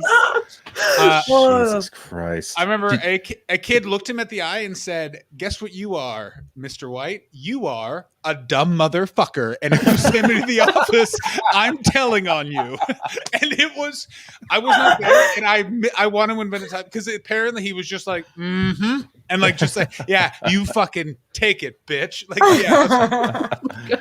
It's So bollocks good. anyway. There's no way they only started dating when she left high school. That's like Celine Dion, whose manager, she married her manager, but he'd been her manager since she was 12. And she did an interview. She went, oh, he did not kiss me till my 18th birthday. You're like, yeah, bull. First of all, Sure, not on the lips. also, first of all, and it was, first of all, it was not 18, it was 16 initially, and then then she changed the story, which is the best part. Because in Quebec for a long time that was somewhat appropriate. Is this 16-year-old girl? Well, it's a very Catholic place. It's time to move on and get to making them kids and not singing songs about boats. Did you guys ever have the experience of going to a nightclub after you've graduated and seeing one of your teachers there perving on 18 and 19-year-old girls? Ooh, that's a bad day. That's a bad day. This is, by the way, 100% true. My high school had this really interesting way of, let's say you got pregnant at 16, you suddenly were too late. You were late too many times in a row, so you were expelled. Yeah. Because so Ottawa is the capital of Canada. Canada has this weird rule in the capital, which is public, like people that work in the government, you're supposed to send your kid to public schools. But the public schools that all of those kids end up going to are really good. And I wonder how that happened, that they got all the money. It's a very fucked up system. I see. Yeah. And my mom just sent me there because she just moved. She bought a house in as close to the catchment area as possible. It's just like, hey, go with all. Hey, white privilege, go meet real white privilege. I had a teacher try to set me up with one of his friends after graduation. What are you talking about? Was he also a farmer? No. It's great. Silage. No, he wasn't a farmer. And I think his friend was younger than him. So I guess that's kind of okay, but it was still odd. Weird. Why is he thinking that? Because he's from Ireland. Because he's from Ireland. And what I said was weird. Right. Yeah. I will admit that I had like a fun, good relationship with this teacher. We'd been out to the pub together quite a few times. Like, no, it was, you don't go drinking with a teacher. What's wrong? In West Cork, you do, because there's only 3 pubs. I get that. What happened to drinking in a field in your youth? Am I fucking out of my mind? Am I crazy? The field gets cold after a while. You're young. Huddle together in your what's the company? She got burned that way once. I got burned that way once. What happened in the huddling? Oh, Susan wasn't watching. Oh, it's if you just read the name of my this is what happened. This is what happened. Oh, Ashley. Good for you. Yeah. No, he wasn't. She was, I was sex positive. Friends of mine had sex in a tent that I was also in. Oh, that's horrible. Yeah. Okay, instantly I'm like, oh, we're kindreds. That's got real Suze Kempner energy. Just like when you like have to very quietly put your fingers in your ears and go, like, unless you went. Wait a minute, Suze. Have you been in a tent and then friends of yours were having love in the tent? I'm 36 years old. Of course, that happened when I was a teenager. No, what are you talking about? What's wrong with? There's this is a Europe thing. Ben Edwards and Louise. ABD. I did not name my friends. I did not. Ben Edwards and Louise Collis did it in a tent, and then I brought it up like weeks later. Were you in the tent? Were you in the tent with Ben Edwards and Louise Collis? Yeah, they were like, you can share our tent. Were they trying to make it you in, then had sex in front of you? Were they trying to ride the tricycle, or were they just No, absolutely not. Not with me. Fucking hell. No, but when I brought it up weeks later, she went, "No, it was only fingering." It wasn't. No way. It was. No way. I know what it was. Also, like, it's also like that doesn't make it any better. Like, just no. We just fingered 3 feet from you. Yeah, like, ew. Just go. I also don't understand. Like, have you ever been in you go home for Christmas, you go home with your family, and it's just that thing of like, have you ever had that weird conversation where one of the partners is like, you want to, and it's like, no, I do not. My entire family is here. We're not going to have sex near my entire family. Like, absolutely not. That's where we agree to disagree, my friend. That's where oh, you're going for it. We watch different paths. Chris likes a bit of danger sex. Yeah. I'm not going to say I always won the argument. I'm just saying that I did have a position. What? In your parents' house? If Chris, Chris, I'm going to say this. Yeah. I can't believe that's a command. That's fucked up. I mean, that's been a command. Listen, there's a lot of commands going on that are really not frowned upon. This, I think, has something to do with the Irish. All right, so the game. Remember that nonsense that we were back on? Oh, yeah. I want to stand up for my friend because he came out of the cult. He's fine now, and he's a good man and a very good dad. And he's a good husband. So he came back around. There was just a bad time in his early 20s. That was Did weird. He win her, though? Win her? Women are a prize. Did he win her by saying to her, like, you've got awful legs, but your face is okay, or something like that? Oh, they fully met at the peak of his game skills. That was 100% they met during then. And then they dated for a long time, and he just became a person regardless. It was but yeah, she's a product of that area. 100%. Okay. Ladies and gentlemen, Steve Mooney has just brought this to our excellent I'm a classy Mancunian. Me and my friends never had sex in the same tent. We had underneath the motorway bridge. I love that there's a picture of his child.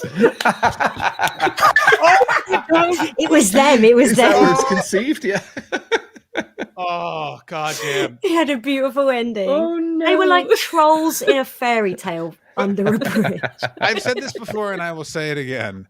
In the UK, literally the night, as soon as it's nighttime, people are fucking everywhere. Like the center of London pre-COVID was essentially like anything I stepped in, I literally would think that could become. That could become. It probably was. It probably was. Like, it's horrendous. My friend saw 2 people doing it on the steps of the National Gallery at like 11:30 at night. The steps? That's so early. I know. Yeah, it's like you've just left a pub. That's also so early. People are getting night buses 20 feet from you. That's so no. Yeah. The tube is still open. People are getting the tube 20 feet from you. Yeah. It was, it's a great story. I'm just saying right there, Chris. I do love the National Gallery too much to defame it like that. Okay. Maybe they loved it too much, full stop. Yeah. All right, let's get into it. Which London landmark are you having sex on the steps of? I'm going Westminster. Fuck it. Okay. Brexit fucked me. I fuck your office. Oh, don't make me choose. I've never been to London. Good for you. Good for you. Good How for have you. you never been? Don't listen to Suze. You are doing the right thing. You are. This is what you're missing. Literally nothing. Okay. The tube is. Capital. Yeah. The tube is fine. The tube is very impressive. It's yeah. It's a feat. It is a feat of engineering that It I is am a feat. constantly impressed with. As I've said before, and I say it again, England would be a lovely country if all the English people fell into the sea. I second that. Yeah, and this is how you know I'm right. Every English person goes, yeah, you know what? Yeah, you're onto something right there. True. Yeah. Oh, it'd be wonderful. So if Scotland was England, oh, what a wonderful city London What does that would be. even mean? I don't know, but if the secret dream of all Scottish people, which is every English person just died, and then they got to also have England, do you know how fun London would be? There would be so good. many different things on those lion heads in Trafalgar Square. Yeah. Starting with a traffic cone. Yeah. Oh, Yeah. One on each ear. for I those don't know of you how that- they'd get it on Trafalgar's head, but he'd be up They there. would. He'd be okay. So for those of you who don't know, in Glasgow, they started putting a traffic cone on. I don't even know who that guy is. It's gosh, I actually can't remember either. But yeah, the guy in front of the Museum of is it the Museum of Modern Art? Yeah. Yeah, the I think Glasgow Museum of Modern Art, and he always has a traffic cone on his head. And they have taken it off, and within minutes, someone else has put a traffic cone. To the point now that the city just goes, fuck it. That it now has a traffic cone on its Yeah. head. Yeah. And now it's like merch in the museum as well though. You get like tote bags with this Oh wow. statue with a traffic cone on his head and Oh, stuff. it's gone full circle. Yeah. Modern art. Yeah. I mean, What about I'm you, the John? only- What stairs? I already said Westminster. Although I don't. Although those would be I think they're very small steps. So it's basically I'm just fucking in a walkway. Yeah, you're basically Yeah, on that's the good pavement. though. I mean, yeah, who fucks on steps? What the fuck are you doing? Yeah. Everyone in movies in the 80s for some reason. Yeah. The movie History of Violence, one of the most alarming scenes in cinema, when they fuck on those stairs, and then you just see the bruises on your back, and you just have to have a. Yeah, that movie makes you do this for a while. Yeah, there's some strange moments. Yeah. But did you ever try it? I remember trying that with a girlfriend when I was younger. We were like, well, it looks good in the movies. And we tried having sex on the stairs. And we were just like, this is untenable. Yeah, one of you Yeah. goes down one step, and you're like, oh. Yeah. Oh no. It's. I just think impossible. the idea of it like, they were so hot for each other. They were so hot for each other. They couldn't even make it to the bedroom. I think that's the idea. Yeah, I it's think like that's you'd the make idea. it. You'd make it. It's like Yeah, you 10 would. more seconds. You were there. Also, Or there's you a would couch just right not go there. up the There's a stairs. table. Like, There's- yeah. This again, you're all making great points. There's tables, chairs. You don't go up the stairs. Also, Yeah. just like Yeah, What I fucked happened? down the stairs. That's also what happened to just making out hard in the back of a cab like that? You never like that is it's so fun, especially in the London Yeah. black cabs because they're so big, so much room. That's true. And I bet the cabbie could he'd make little quips and stuff. Oh, certainly. Also, the fun part, the added element of you're paying more money than God to get Yeah. a few miles. Yeah, Yeah, you could finish and then go, how much? yeah. Yeah. I use it as a negotiating tactic. Actually, Susan, I look at the cabbie in the eyes and go, "How much you knocking off that price for me not to jizz in your cab?" I'll make you a deal, fella. Yeah, I'm usually by myself too. They're very upset. I won't jerk off in the back of your cab if you don't charge me the earth. Yeah. Yeah, bro, you're taking the route I say, or I am making it very bleach smelling back here for your next camp. It's just cab driver single tear goes, okay. Yeah, I heard about you. Or even worse, he goes, "It's all jizz back there anyway, big guy." Oh no! Hey, I'll give you, I'll knock 10 quid off if you do it. And you're like, oh no, I got the erotic cabbie. They're all erotic. Let's They are. face it. So you have been to London. Yeah. Is the white cab still in Edinburgh? That guy that has the white cab. There's one white cab in Edinburgh, and if you get him, he sings to you. I have not encountered this. Yeah, it's like a fake. I don't know if he's still going, but it's a fake taxi. For those of you that are aware of certain adult cinema that's going on, Chris, I'm going to say London landmark, and it has to be stairs. It has to be steps or a step, at least one step. A step. I do it right at the front door of the Shard. Oh, and I just scream. You call that a dick? That's what I do while I was fucking on the steps of the Shard. That's good. Yeah. I wasn't jerking. It was only fingering.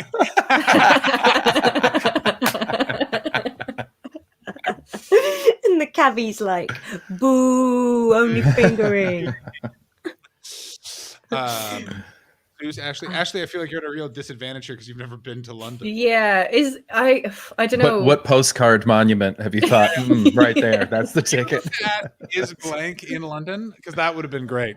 Oh god damn it! I need to pop this open. Oh, did I? More bots. What happened? More bots. Bots. Do you guys want to become famous? Because there's an offer on the table right now. I do want to become right famous. now. I've heard that you make a lot of money if you're famous. Yeah. So just click that rumor bot. too. Oh, is that one in mine? Okay. Oh, this is my bot. God damn it. Yeah, sweet. Yeah, this bot. You guys Alex got your is own on it. bots? Thank you, Alex. Bye, bot. Is Bye, there Bye, bot. Yes, is there steps into the dungeons? Oh yeah, Yeah, all the way yeah. down. Those ones for no reason other than I love a dungeon. I mean, that's just good, clean fun. That's like a nice, fun answer. Yeah. So a friend of mine used to work at the London dungeons, and he said that they had a real what's the thing that you put your head on before they chop it off? Oh, Block. Oh, yeah. can I? If there's steps at that thing, please. On that thing. He said the only fun he got was when people would always pose and there would be like a fake axe and everything, and then just as they're about to take it, it'd be like, they really used to chop heads off on that. So many people died right where you are right now, and they'd all go, and then the picture would be taken, and that was. That's why I always like the Edinburgh Festival, because the caves are literally where they put the dead bodies during the plague, and still there are shows going on there that are still worse than that. Yeah. Hello, guilty. 2016 Fringe. High five. Oh no, what happened? What happened to your show? Oh, 26 Fringe. I self-produced a show in the Justatonic Caves, 4 p.m. Shouldn't have been that hard, but like day after day I'd go, please nobody come to see this, and they go, they've got 3, and I'd go, and I'd have to do this show for 3 people, and it was a character show, and my first character I'd like bound out, and her whole thing was she was a Scientologist vlogger, and I'd come out like, hey everybody, it's me, and this would be 3 people going, I wish I'd never come to this. And then I'd sort of do 12 minutes to fucking shuffling silence, and then go back, and the video would play for a minute while I got changed into the other character, and I'd come out as that character, and often people would have left. No. It was, and it just, the whole room was just like, do you like spores? Yeah, it was. Yeah. was it one of those? So we've all had different types of fringes. I've never had one that was that brutal. I've had it where it's just like, oh, I thought this was gonna go better, but I've never.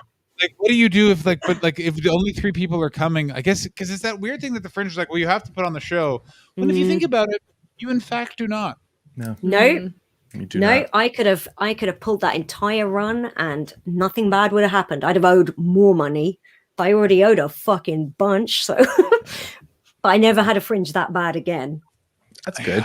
That's 2022. Good. I only had good fringes from then on. Were you ever changing costumes while the video was running, thinking, please let them leave? Every time. Oh, God, I would love it if I came back out and no one was in this goddamn room. Every time. Did you not preview this show? Like, what happened? Yeah, it previewed really well. Like, genuinely, it previewed great. People, and when there were lots of people in the room, and by lots I mean more than 20, it was great. It was really fun. And then the next day, no one showed. It's like if nobody came, if they came in and went, we're really sorry, no one's here, I'd be like, good night. Hooray! Like pop off, get a crepe or something. Oh, those fucking crepes. Although that grilled cheese stand was also pretty phenomenal. Ooh, I don't think that was there in 2016. Oh, David Hoare. Check out David Hoare. That feels even. Oh, that hurts. God no. damn. And coming in from Steve Mooney, but with all those low numbers, Suze, your mates could have all the sex they wanted. They only like it if they're 3 feet from somebody else. Like, yeah, your room was too spaced out in terms of body member. All right, so we have so the game. We need to figure explaining to everyone. So the game was this, and so basically, I met this guy because he would go to comedy shows all of the time, because what he was always looking for is people that were trapped somewhere. Because the thing in the game, and it's so fucking weird, is that you want to have a bunch of different people in one contained, closed-in space for a while, because then the odds are someone's going to work with his shit. And he would do stuff like close-up magic to a woman, like before saying hello. And you've never wanted to literally commit suicide for when a guy walks up to you at the Comedy Caf in London in 2011, and you are a lad in this. Like, I've never been to London in my life at this point. A man in a vest, no shirt, and we're talking North American version of a vest, so no, like a suit, waistcoat, like a waistcoat. Thank you, waistcoat with like a shirt like this, but all the way open under the vest. Walks up to you during the Comedy Caf. So the Comedy Caf is already really fucking intimidating because you've got Noel Faulkner, who used to run it, literally running around just saying actionable things to human beings. I've never been in England before, so I think like he's a show business professional, important person, not just basically just like that guy is like 4 steps away from just going to jail for something crazy. Like, why is Noel in jail? I somehow mustered the strength to rip down a lamppost and then stabbed a cop with it because the cop didn't play knees up Molly Brown with him. Like, knees up Molly Brown. And so he came up to me and was like, "Hey man, you're John Hastings. I know you from Toronto." And I was like, "What?" And he has like greasy hair, like noticeable bad breath. Like he would do things like, because other people knew him pretty well, he would do things like not shower or shave or brush his teeth because he would stick in girls' memories. Oh, great. I really stuck in her memory. I took a shit on the floor. Yeah, exactly. Like, Jesus. yeah, I once threw up on someone's shoes on Seven Sisters Road, and I know they will never forget my face. Deep sharp. Yeah, victory.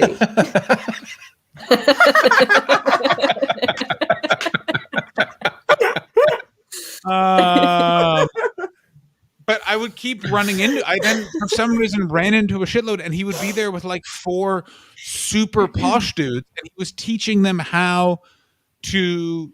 Because basically what happens, the Comedy Club at that time was like, "Oh, I was just visiting London. Pop in on Wednesdays while you're here, and we'll put you up." And he would always be there with posh dudes, and they would. I remember one time, 3 of them had bought magic drinks, and in the interval, they were at the bar like, pick a card, and it was you're just literally like, I want to die. I want to die. I want to die, but I want all of you to die first. I want to be there to watch you. Like it was so off-putting and uncomfortable. And then Tinder came along and killed all of it. Go ahead. I actually feel like the first rule of sex ed should be stay the fuck away from magicians. Anyone I've ever known that's been involved with a magician, it's like traumatic levels of don't fucking go there. Like it's always fucked up. It's always fucked up. Yeah. Thank you so much for the follow, Ralph One. Thank you so much for the follow, Der Nitzer Philip. Also, great question coming in from D Carp, and we don't know this for sure, but I'm going to assume all pickup artists are dudes. Oh, surely. No. Go ahead, Ashley. Go ahead. No. Are you going to tell us you're a pickup artist? No. Well, if you want to sign up to a class. I was in my youth. No. So you're the one who bought the tent. No, I don't know. I think maybe there's different reasons for women to be kind of pickup artists in that way. I don't know. I think there's definitely women who try to pick men up for I don't know, just the first thing that comes to my mind is like sugar daddies and stuff like that, you know? I mean, Right. I'm more like I don't see. I'm sure there probably is a woman who. I mean, like in the way that fucking Mystery is teaching a class to people. Like I don't see there being like Right.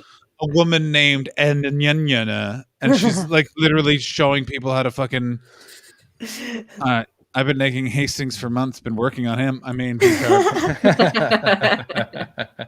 like, doesn't that Mr. E guy call himself on YouTube like the Fantastic Mr. E or something? Probably. I swear he's got That his own sounds right. YouTube channel. Isn't he the one who's always drinking No. a glass of whiskey during his streams? Not streams, but his videos. He's like drinking, and he's super right wing. But it might be a different guy called Mystery. I'm sure it's this same guy. It has to be. I didn't this even sounds think very real. I did the fact that he would call himself Eric Von Markov. Oh, this guy. Oh God. I swear it's him. And he says things like, have you ever seen a vagina close up? It's like think of it, your dick going into a vagina. It's horrible just to think about. And you go, what are you talking about? why he finds sex and women kind of disgusting, but he sees it as a great conquering act. God. Yeah, because he's a psychopath.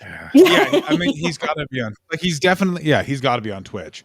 I wouldn't be surprised if he's on D Live or something like that. You know what I mean? D Live. What's D Live? D Live is dickhead. Yeah, for fucking douchebag. D Live is basically it's the thing that all of the people that stormed the Capitol were streaming on. It's like if you violate the terms of service for Twitch so much, they're like you have to go to D Live. It's in like. In that Parler was basically like, it's Twitter, but you can just say the N-word. D-Live is like, do you want to stream yourself saying the N-word? Well, welcome to D-Live. Like, I see. Yeah. Oh. I mean, did you say on Parler you couldn't post pictures of your own turds? What? Yeah, and you can on Twitter. Wait a minute. So on Parler, that's where they draw the line? They had to ban it because people were doing it so much. That's like what a beautiful example of what Parler was. It was just people posting photos of their own shits, and Parler went, right, we're gonna have to make a rule that no one can do that. We don't have enough people on this that we can phase you out. We can't. You can't be sifted. Eric Trump posting his own turds, going, "Look, I did." Do we want to watch a video of Mystery giving a lecture on picking up women? It's 7 minutes long. Yes. Yes, I do. And then immediately afterwards, well, let's all just go bleach our eyeballs. And also, I want you to know, I did not put him up to what he's wearing. I did not. I in no way said this was a good idea. I want this vest. He's an asshole. Like, he's just a fucking asshole. Like, I want to fucking beat him up. Oh, like this is called Mystery Stories to Get the Girl. Fuck you. All right. Oh, I bet he insisted on doing his own beatboxing. I want to get to some of the stories that I use. What in the my fuck sets. is Why is he dressed like a bee? 10 minutes. I mean, more importantly, why is he doing this at a child's funeral? Did he just call it a set? Not a like a set. Like he's a comedian. Did anyone hear I that? bet he thinks he's very funny. Is he like a really deep character act? What's crazy is this is who Bill Hicks became. Yeah. He never died.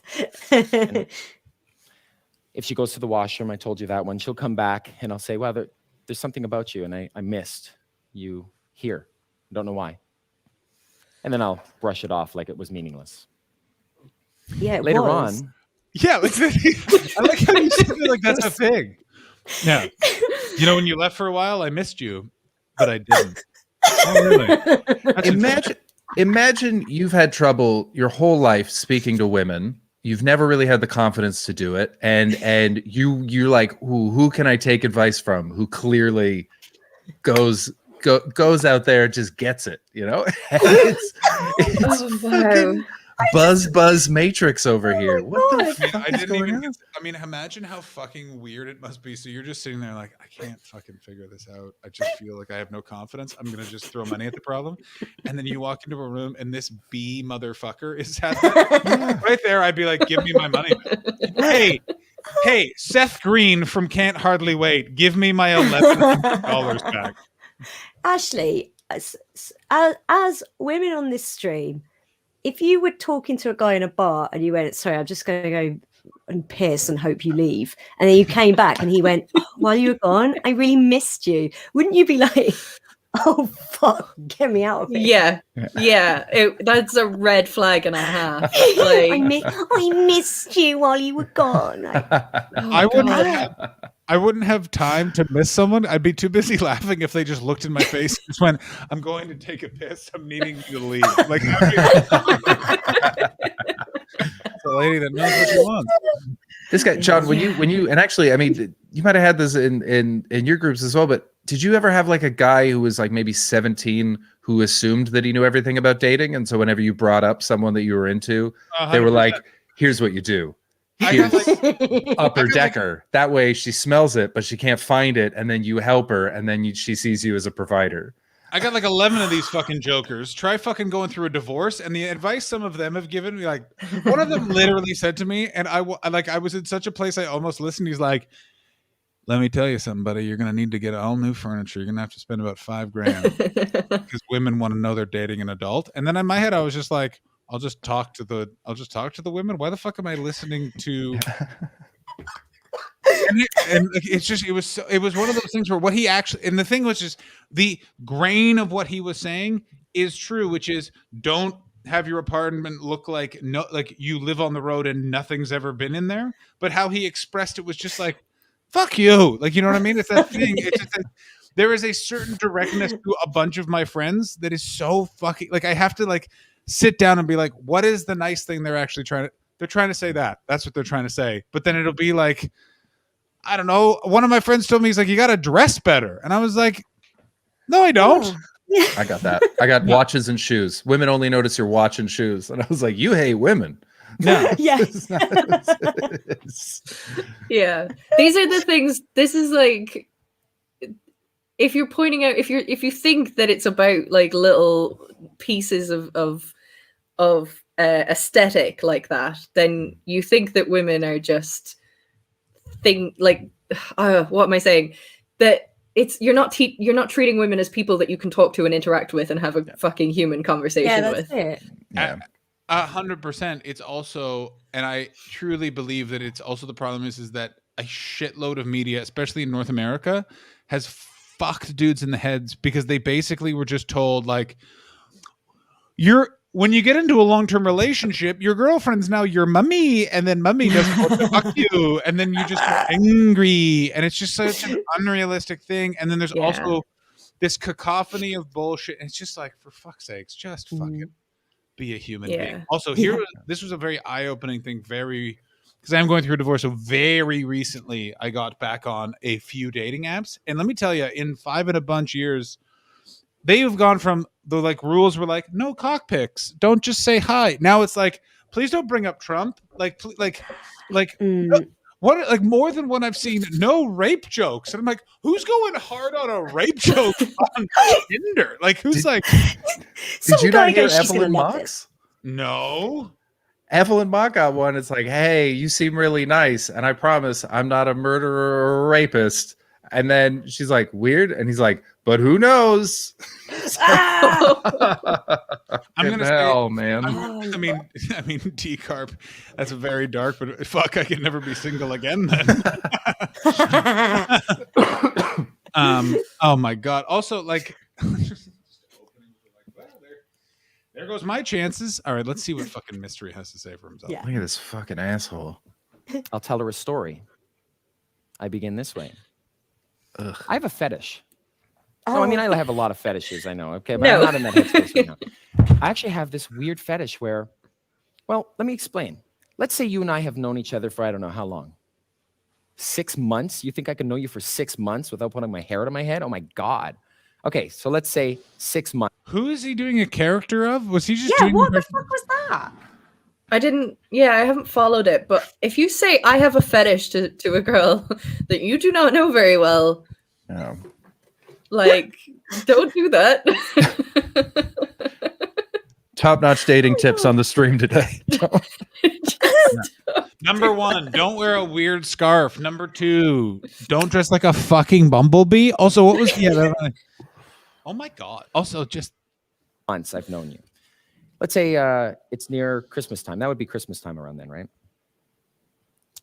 And we're on automatic pilot. We're holding hands, best friends of the bonus plan. There we are walking in the mall, and we're doing Christmas shopping for our friends and family.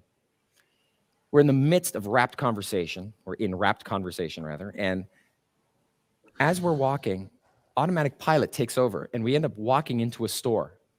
If we were on your automatic pilot, what would that be? What store would that be that we'd fall into automatically? What a fucking long walk to get there. Very nice.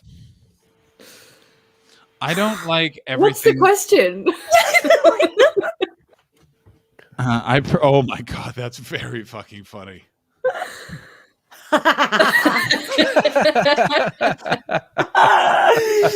Snoochie boochies. Yes. Thank you so much for the follow. Sometimes switches. Thank you so much for the follow. That Jason Mewes thing, that's in the running for Governor General. I know it. And I'm still voting for my dad just because he's my daddy. He's my daddy. That's fair. That was very funny. Holy shit, we've almost done 2 hours. How the fuck? I've flown on by. All right, let's watch a bit more mystery, and then we'll. I'm not. You don't know.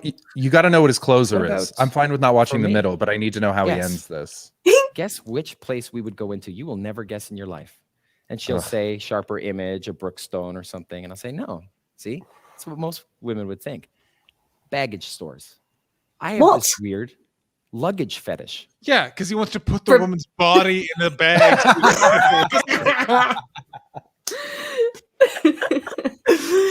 Let's go buy some duct tape and a big bag. Yeah, he's gonna get a little coin purse for her tongue. Can a British person explain to me what this means? And I agree with it. He looks exchange of Oh yeah, that's a very specific joke, and I feel like it's hilarious, but I don't get it. Yeah, I don't get it either. Let's stop at the lime store quick too.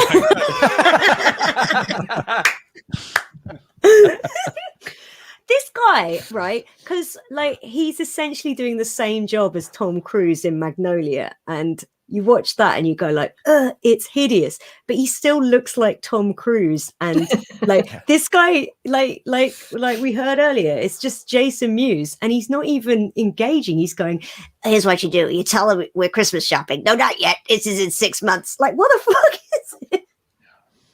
I have not followed the narrative of what he's trying to do. There is no narrative. There is no narrative. There's nothing. I don't know why, but you and I would just tells these stories to distract them while he puts something in their drink. Drawn into a luggage store. And you say, hey, what do you have to buy luggage for? Like, who's gonna need luggage? And I have to respond, I don't know. I'm in here. I love luggage. Like, I've got this weird fetish with luggage because I travel so much. Every weekend, I'm doing these seminars again and again and again, all over America, in every little city. It's amazing. But what if my bag? What if I lose the little zipper? I got to buy a whole new fucking bag. It's the weirdest thing. You know, I love all my bags to be nice and clean.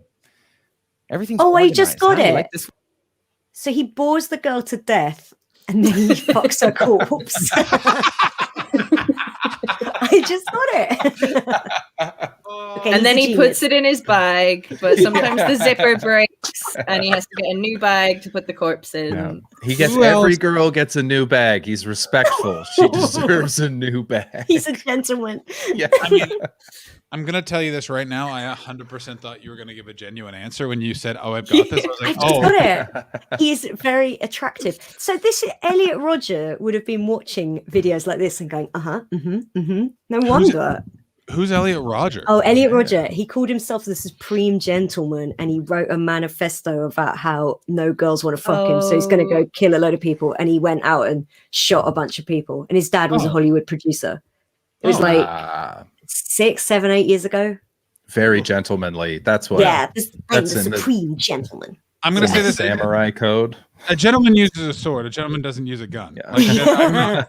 Right there, you get to fuck, mate. All right, Use a let's sword. It's hidden in a cane.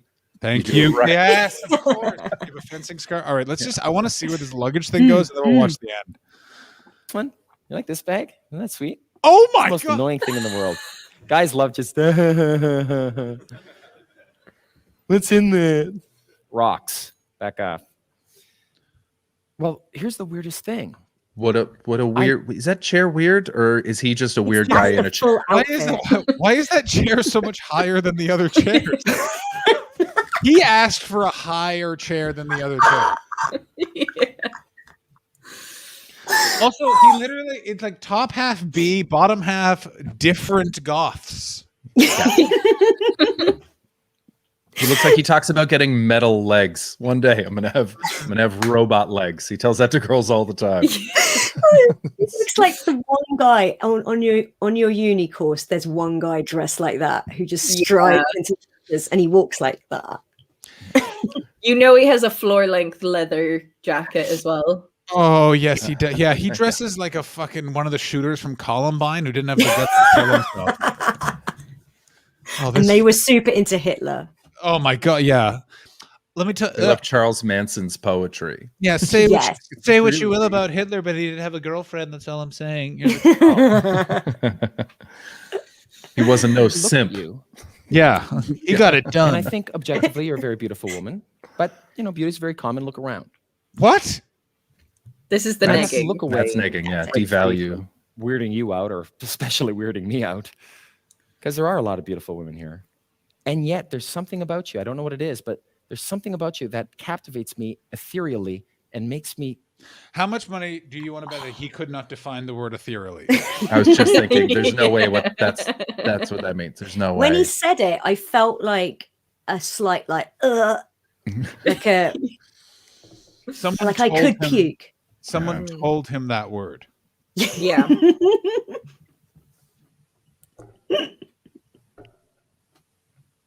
Look back at you, and I don't know why, and there's something about it, and I look away and go, okay, that's weird. That's just, I don't even know you from a hole in the wall. Here's a hole in the wall. Here's you. It's the same thing. I don't know you. Because And he yet I only can't sees her help as you. a You whole. captivated me. So really what I'm basically trying to say is, you're like a really nice piece of baggage. You didn't even get laughs in the room. No, His own like fucking crowd didn't bite on that. Jesus. Do you see? By throwing that into my comfort building stage, maybe 30 minutes in, maybe an hour in, maybe even 2 hours in, could do it on a day too. Who is talking to you for I'm 2 hours? already leading up to dealing with last minute resistance. Isn't that sweet? Dealing with There's another last-minute example. resistance, i.e. raping someone. Yeah. I don't like So I this went guy to the at grocery all. store today. Oh, I slapped him What? 20 seconds say? in. Like I'm falling for him.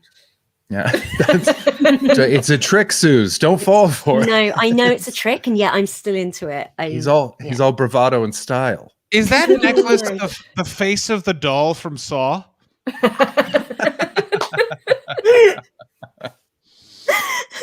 It's probably another Oh, restriction. I will Wear this. never forget the phrase last-minute resistance in this context. He's like Dennis. That out of is a It's Always no. Sunny. That is a no right there. And no means no. They had pomegranates, Oh God. and I love pomegranates. And I remember I don't know. On this planet, I don't know how the fuck we got from a fucking luggage store to him telling me that I like pomegranates. But the fact that I know both of those things makes me actively upset at the world. I bet he doesn't like pomegranates. I bet he's we're- never eaten a pomegranate.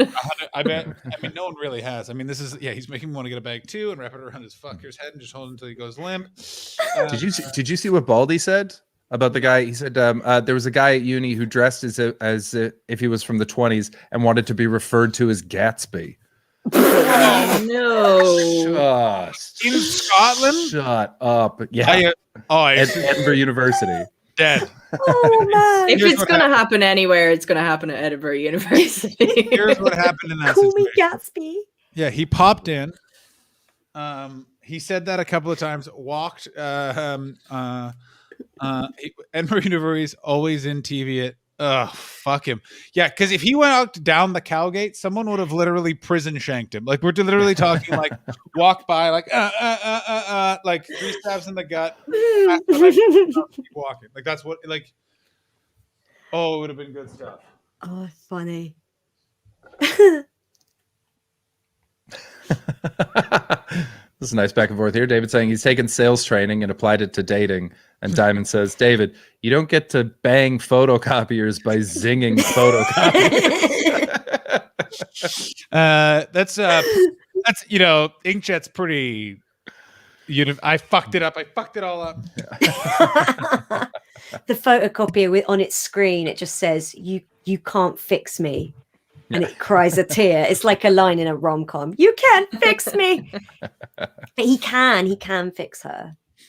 Standing outside in the rain. Yeah. Just waiting to Xerox his balls. Getting a couple pomegranates when I was a kid. And you know how dirty they are. They're really messy and they take a long time to eat. So the best thing to do, what I've discovered, as when I was a kid, is you cut it in half. You take the time to open it all up, make a big mess, and take all those pomegranate seeds and put them into a bowl. And then you're good to go. Wash up, and you can just eat those. Oh, it's awesome. He just described everyone he's murdered, right? This is a metaphor for all the murders he's committed. I'm going to say this right fucking now. Okay, I've got to go to bed. Good night, everyone. Thanks for the stream tonight. No problem. Night, Steve. Good to see you, buddy. Who doesn't eat pomegranates that way? Who's like, he's one of those who it's like, it's the only way to eat them. My favorite fruit is a banana. What I do, it's a bit off is I peel it from the top or bottom. I don't know. Maybe I'm crazy or something. I don't know. Yeah. I hate this guy. Like I want to actually hold his head underwater and drown him till death. The worst thing is that he says he goes around the country in gigs like this. He definitely makes more money than any of us doing our gigs. No. Like, look at his menu. He's got a tree. Tinder has fucked him. I know that. Like it's fucked. In his heyday, he did though. Yeah. There was a while we made a lot of money out of this, and he spent it all on those goggles. Yeah, I was gonna go. He spent it all on bags. But hey, what are you doing? Do you see what Gareth Watt nailed it. He looks like an All Minions remake of The Matrix. Come on, everybody! Yes. I mean, I want everyone to know that when I started the stream, I was like, we're doing 90 minutes. We keep going so long. And then literally the rest of my day is I have to lie down and just be like, what did we fucking I got the vapors after yesterday's epic Piers Morgan bash-a-thon. And now it's followed up by this. Oh, I'm sad to have missed it, but I'm glad things got worse. Yeah. I mean, I'm going to say this. I'm going to go on a limb somehow. The amazing Mr. E still a better person than Piers Morgan. Yeah. Agreed. Agreed. Is that a worthwhile distinction, though? Is there enough space between them to really... There is. He wouldn't have walked out. He just stuck around. He would have annoyingly stuck. He would have also been doing something like, but the tense in your sentence about Meghan, he would also call it Meghan Markle or something. Like you're just like, or he'd roll the R, Meghan Markle. Oh, he would do that. I don't like that. No. I'm now searching Google for larva backpacks. What's wrong with me?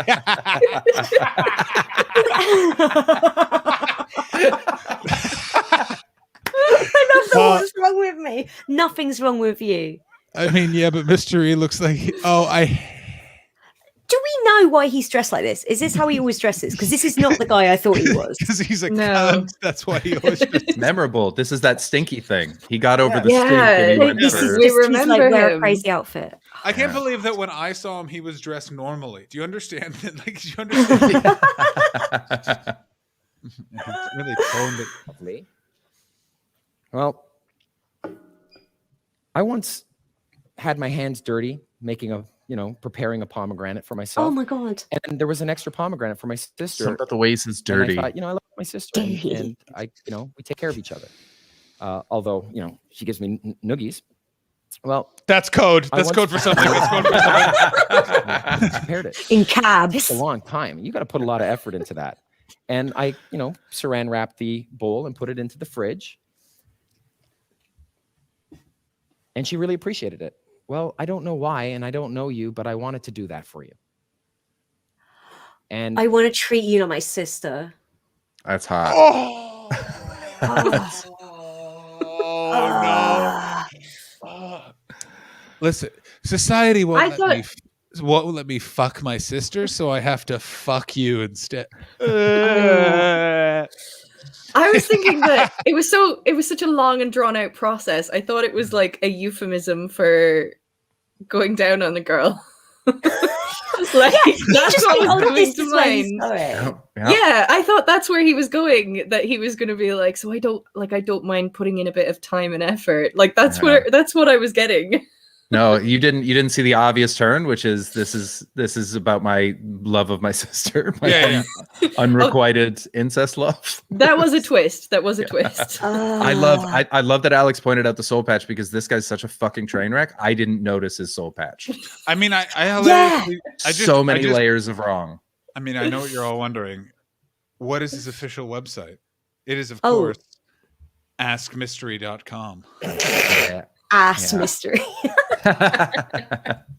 Oh my God. The Ask Mystery lecture series, 3 volumes in the bundle, the lecture series. It's 3 hours and 20 minutes. And there's the Masterclass Bootcamp video bundle featuring the brand new Mystery 2.0 and the Baxter lifestyle techniques, 40 plus hours of on-demand pickup artist seminar videos now streaming on all devices. Revelation is a restricted essential PUA. Oh my God. Okay. The best part of the entire thing is that there's reviews and there's only one and it says, I met my boyfriend thanks to this book, Brittany. Wait, was she using the pickup lines? I think the boyfriend was, oh my God, he's got merch. He's got fucking merch. He's got t-shirts. He's got mugs. Is it like bee stuff? No, it's literally, he is wearing a striped shirt in it. Oh, he sucks. He sucks so much. I hate him. What is his social? I mean, I don't think he has social media, which makes sense because he needed to dodge the whole Me Too movement. Oh, I fucking hate him. Yeah. Oh, yeah. Yeah, did this guy not get outed for being a rape guy, or was that Neil Strauss? It was also Neil Strauss. I don't think.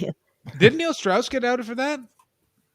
One of these pickup artists got proper because as it turns out, because Neil Strauss wasn't a pickup artist, he literally heard about them and then wrote that book and has gone all around being like, I regret writing that book. Was like it fucked his life. Of course, yes. Yeah, because he has a follow-up where he literally because he got a sex addiction from it. Like it was super fucking bad. Oh no! The game ruined his life. On a whim, I had to double check, but this guy's such a piece of shit that even Joe Rogan hasn't had him on. Joe Rogan has Kevin Smith on twice a week. Joe Rogan has Alex Jones on. Yes. Yeah. Joe Rogan has Joe Rogan on. Every day. All the time. I mean, funny. Good Lord. He does have Jordan Peterson on, who is just Jordan Peterson is just this guy for people who are in their 30s. Yeah, this guy for people who have swapped to chinos. Yeah. Oh man. The lobster cut. That's him. Oh, I thought that was just someone else. Estimated net worth 1 to 5 million. Yes, all right. Wait.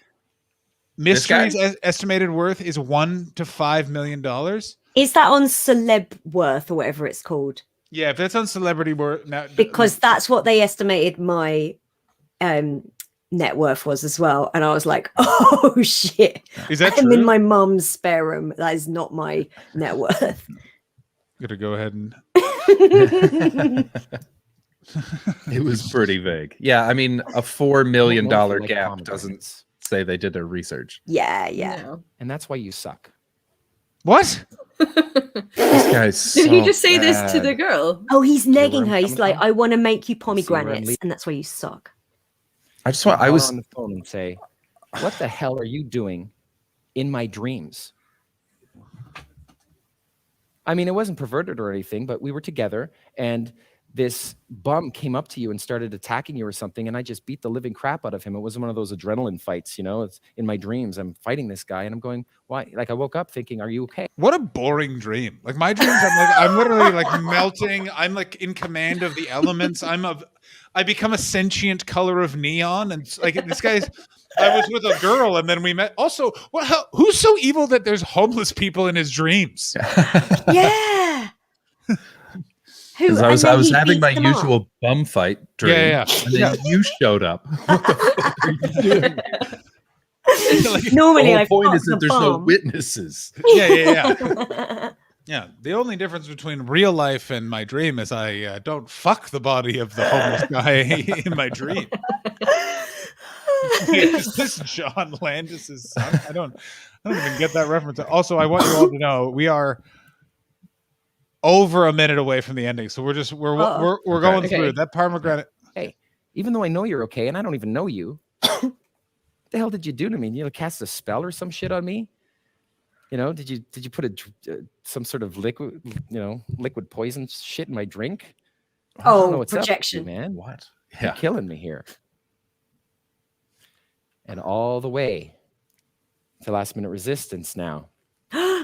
Stop saying Makes you that. think back. What a terrible catchphrase. Yeah, here's what Is that on his t-shirts? Yeah.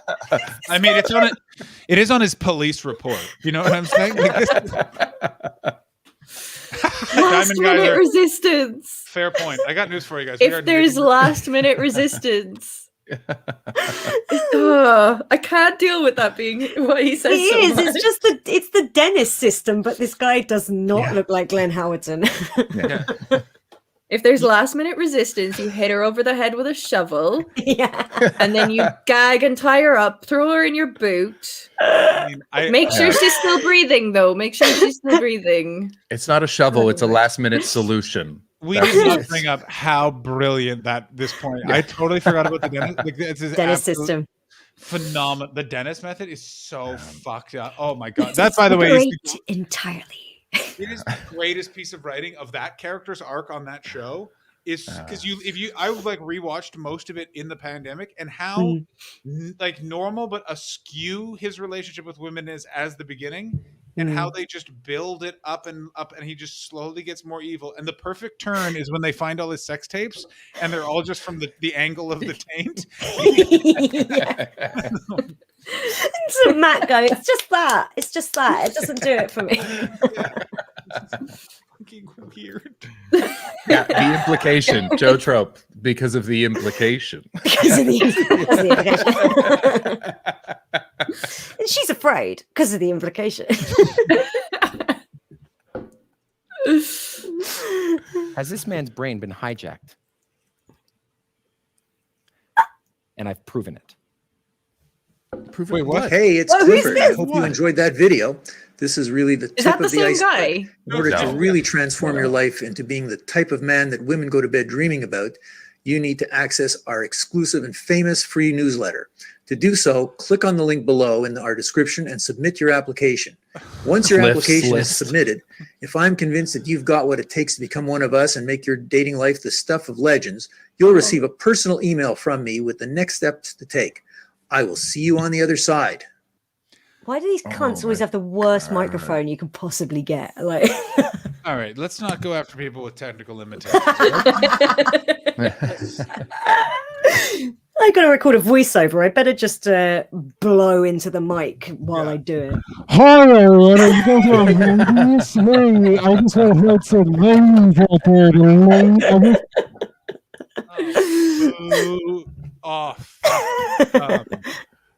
All right. Well, thank you so much for joining us, Ashley and Suze. Thank you. Thank you so much. Great to have you on. Ashley, anything you'd like to plug? No. Well, everyone follow Ashley. I'm doing nothing. You can follow me on Twitch. Follow me on Twitch. That's it. There you go. And your Twitch is right there, Ashley Man. A man comedian. Oh, that's very good. That is very good. Thank you very much. Nice. Every now and then somebody cops it, and it like I had it about 2 years before somebody ever commented on it, and then How long have you been on, like, streaming on Twitch for? Were you doing it before the lockdown? No, I wasn't. I've been streaming on Twitch since, I don't know, May or June. Okay. Around about that long. Raid Roscoe in a few man. Wait, Roscoe's raiding us in a few minutes? Thank you, Gareth. What? Sorry. Gareth has a message in the chat and I was saying thank you. Wait, what? Oh. Where'd John go? He's gone. All right. Well, Suze, do you have anything? I can plug while we get him back. I am available on fellas. I'm available on Twitter at Suze UK. It's my name there. Confusingly, I'm also on Twitch, twitch.tv/Suze Kempner, all one word. Do follow me. Also, if anyone's got any pomegranates, prepare them for me. Put them in the fridge with some saran wrap over the top. Would you do that for me? Thanks. Suze. On the scene we call her Suze. End resistance. What was it called? Last minute resistance. Oh, last minute resistance. Yeah. Oh, can I plug my show on Friday? Yeah, of course. Plug whatever you want. It's for charity. It's twitch.tv/Suze Kempner, 8 p.m. on Friday. I'm singing the songs of Queen, Judy Garland, and Kate Bush in aid of the Terence Higgins Trust. I'm doing like high gay icon stream in aid of the Terence Higgins Trust. So yeah, come over. I can actually sing as well. It's not just that I'm like blah blah blah blah. Chris, we're getting intel. I think Roscoe is about to raid you, so we are going to have to go longer because you're about to get a bunch of viewers. Cool. So Ashley and Suze, you're more than free to leave because I'm going to go to bed. I am going to sleep. Yeah. Okay. Thanks so much for having me. This was unexpected. No worries. You are. Thanks so much for coming on. This was great. Both more than welcome anytime you would like to pop in. Thank you so much for killing 2 hours. Yeah. You know what? Yeah, I'm not silencing them. I'm being a nice person and letting them go to fucking bed. Jesus Christ. Hope you two have got somewhere lovely to be now. Yeah. Someone else might. I'm so fucking confused on who's someone might be rating Chris, so we're going to stick around for a couple of minutes. Ashley and Suze, thank you so much for your time. Thank you. Bye. Bye. That was so nice. That was so nice. That was wonderful. I'm not so confused by who's rating or not rating. I don't know what the hell is going on. Yeah, so Liam commented on mine. He said Roscoe raid in a few minutes. False alarm, never mind. Okay. False alarm. Oh no, he was saying we should you should raid him. Oh, and Alex thought that meant that he was raiding me. Gotcha. And Liam, he just started now. Cool. Gotcha. We're all on the same page. Who would Chris, what are your plugs? I just did Versus with Harriet Kemsley and Sunil Patel tonight, which was very fun and very chaotic. Harriet really it took her a little while to get into the judging, but her final topic was so fucking specific. It was very silly. So if you want to listen to that, check out my Versus podcast, Chris Betts Versus. It's available on all the things. Bring up the dog? No, because I didn't get a chance to do it during the show, and then when she didn't do the extra episode because she was a standby for Ranganation. So it was just Sunil on the extra episode. But yeah, do that. She was standby for Ranganation. I guess they've got people, but because of COVID, they need to have extra guests just in case anyone tests positive. Oh yeah. So she's a standby. And David, tell us another time. Get me at a later date. Because I think I'm ready for bed as well. If we're not waiting on anything. Because this is basically 5 hours I've been going now. So yeah. Yeah. Yeah, do that. So Chris Betts versus podcast, follow and subscribe to me. That would be great. I stream every day at 2:30, and then I do this with John, and then once a week I do my live show. I also have a podcast about alt rock in the 90s called The Big Shiny Podcast, which is very fun. It's just /Chris Betts. Chris Betts. Chris Betts. Twitch.tv/Chris Betts. Come on over. It's very fun. Who do you want to raid, Christopher? Do we want to raid? Soccer Cooligans have raided me before, so I wouldn't mind raiding them back, even though they got over 1,000 people watching them, so they may not need it. I mean, Roscoe's just starting, so that seems like a nice one. Shall we raid Roscoe? He's the only comedian I have on right now. Rafwin, thank you so much for the follow. Nita Madeline, thank you so much for the follow. Welcome to the Mystifers, everybody. Book club starting with 50 Shades. Yeah, we're gonna do a book club with 50 Shades of Grey. No, that is a joke, but we are going to do a book club. Can you keep StreamYard going and raid Chris, then Ed's stream, so that everyone? Oh, because I have a shitload. That's a great idea. I'm gonna raid Chris, so then everyone can pop over, raid him, and that's a really good idea. Thank you, Alex. Then we'll fuck off. Please, everyone, follow. If you're not subscribed, I would 100% appreciate a subscription. There's a green screen behind me because we're going to attempt to try and improve the shit out of this stream in a variety of ways. We both just bought new computers. Please subscribe. Yeah, please subscribe. We all need the cash, ladies and gentlemen. So you guys will be telling us how to be professional pickup artists. The raid message for Chris is, of course, Raw Dog Rider. And welcome aboard, everybody. And, of course, once we have our professional computers, we will then be transitioning to our new field, which is being professional pickup artists. Oh, yeah. You're all going to get it. Yeah, Who's ready to come? That's how you start it. You just walk into a bar. Who's ready to come? Is it? I don't want to start it that way. No. It was crazy watching that guy because, as you know, I bartended for years and years and years. And he is the last person that I would ever see succeed in a bar. I've seen so many people hit on so many people in bars, and none of what he just said would work. It was fucking bad. Or would it? I mean, I guess maybe. Worked for my buddy. I guess. Right. Okay, so what? So you're rating me, and then I'm rating Roscoe? Oh, I did the wrong thing. I shouldn't have done that thing. I should do it in this. Look at all these cool messages. Raid. But I don't think this is. Oh yeah, it is raiding. Oh, it's raiding. The countdown's happening. We're heading over to Chris Betts. And then everybody is good. Does it work by confusion? Cool. Nice Everyone one. Wins. Raid.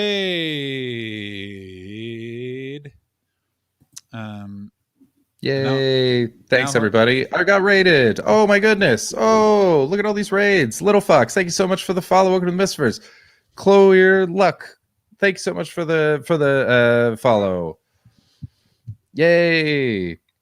Oh, Alex Watson, thank you so much for subscribing. 2 months back to back. Kirsten Corn, thank you so much for the follow. David Hoare, last minute resistance. Cuntos are welcome, Joe Trope. Absolutely correct. What happened? I had to do the raid. Yeah, according to Baldy, you have to raid for a little bit longer. Yeah. Oh, because I got raided? Yeah. John, what do you got? You want to be? I think you're still online with me, right? Yeah, I'm still here. I'm still waiting. Yeah. What do you got? Tell me cool stories. Chris M. Comedy. Hello. Oh, thank you for following Blue Zen. Welcome to the Mystifers. Chris M. Comedy. Wait, where were you? Is that Chris McCausland? No, it's Chris Martin. Oh, Chris Martin, of course. Hey, Chris, how's it going, buddy? Poor guy's tired. Yeah, we were just about to. Oh, I got cleared to want me to come on. We're wrapping up, Chris. You fuck. Yeah, come on tomorrow. Perpical, thank you so much for following. I'm bored of taxes. Come tomorrow, bud. Yeah, sweet ass Thursday stream. Didn't want to come on anyway. Yeah, made sense. I got cleared for jogging and jump rope, and I'm ahead of the game in terms of my injury, which is real good. That's fantastic. Good for you, man. So that's my big wait, is Chris the only one left in John's stream? Oh wait, I need to cancel it then because I don't want it's going to kill my average of the streams, which is good, right? Oh, I don't know. Does that matter? Ashley Manning, thank you so much for following. I don't know how it works. I don't think I'm watching. I don't think I'm watching you, so I shouldn't be in there. All right. Well, I'm tired and I want to leave. I get paid $101 USD if Martin joins. I doubt that. All right, I'm leaving. All right, cool. Good to see you, buddy. Up, unlike Chris's dick. I mean, lots of good stuff. All right, are you gonna go raid Roscoe? That's solid. I'm gonna raid Roscoe. Yeah. All right. Well, then I gotta leave this. Okay, raid him now, because if not, I'm gonna end this. Okay, cool. Thank you so much for coming over and following, you guys. We really appreciate it. We'll be back tomorrow with Chris Martin, the Chris Martin. Cannot wait. Not from Coldplay. All right, get fucking raiding now. And starting the raid. Follow while you can, you guys. Jump in, jump in. You guys are all the greatest. I love you so much. I love you, I love you, I love you, I love you.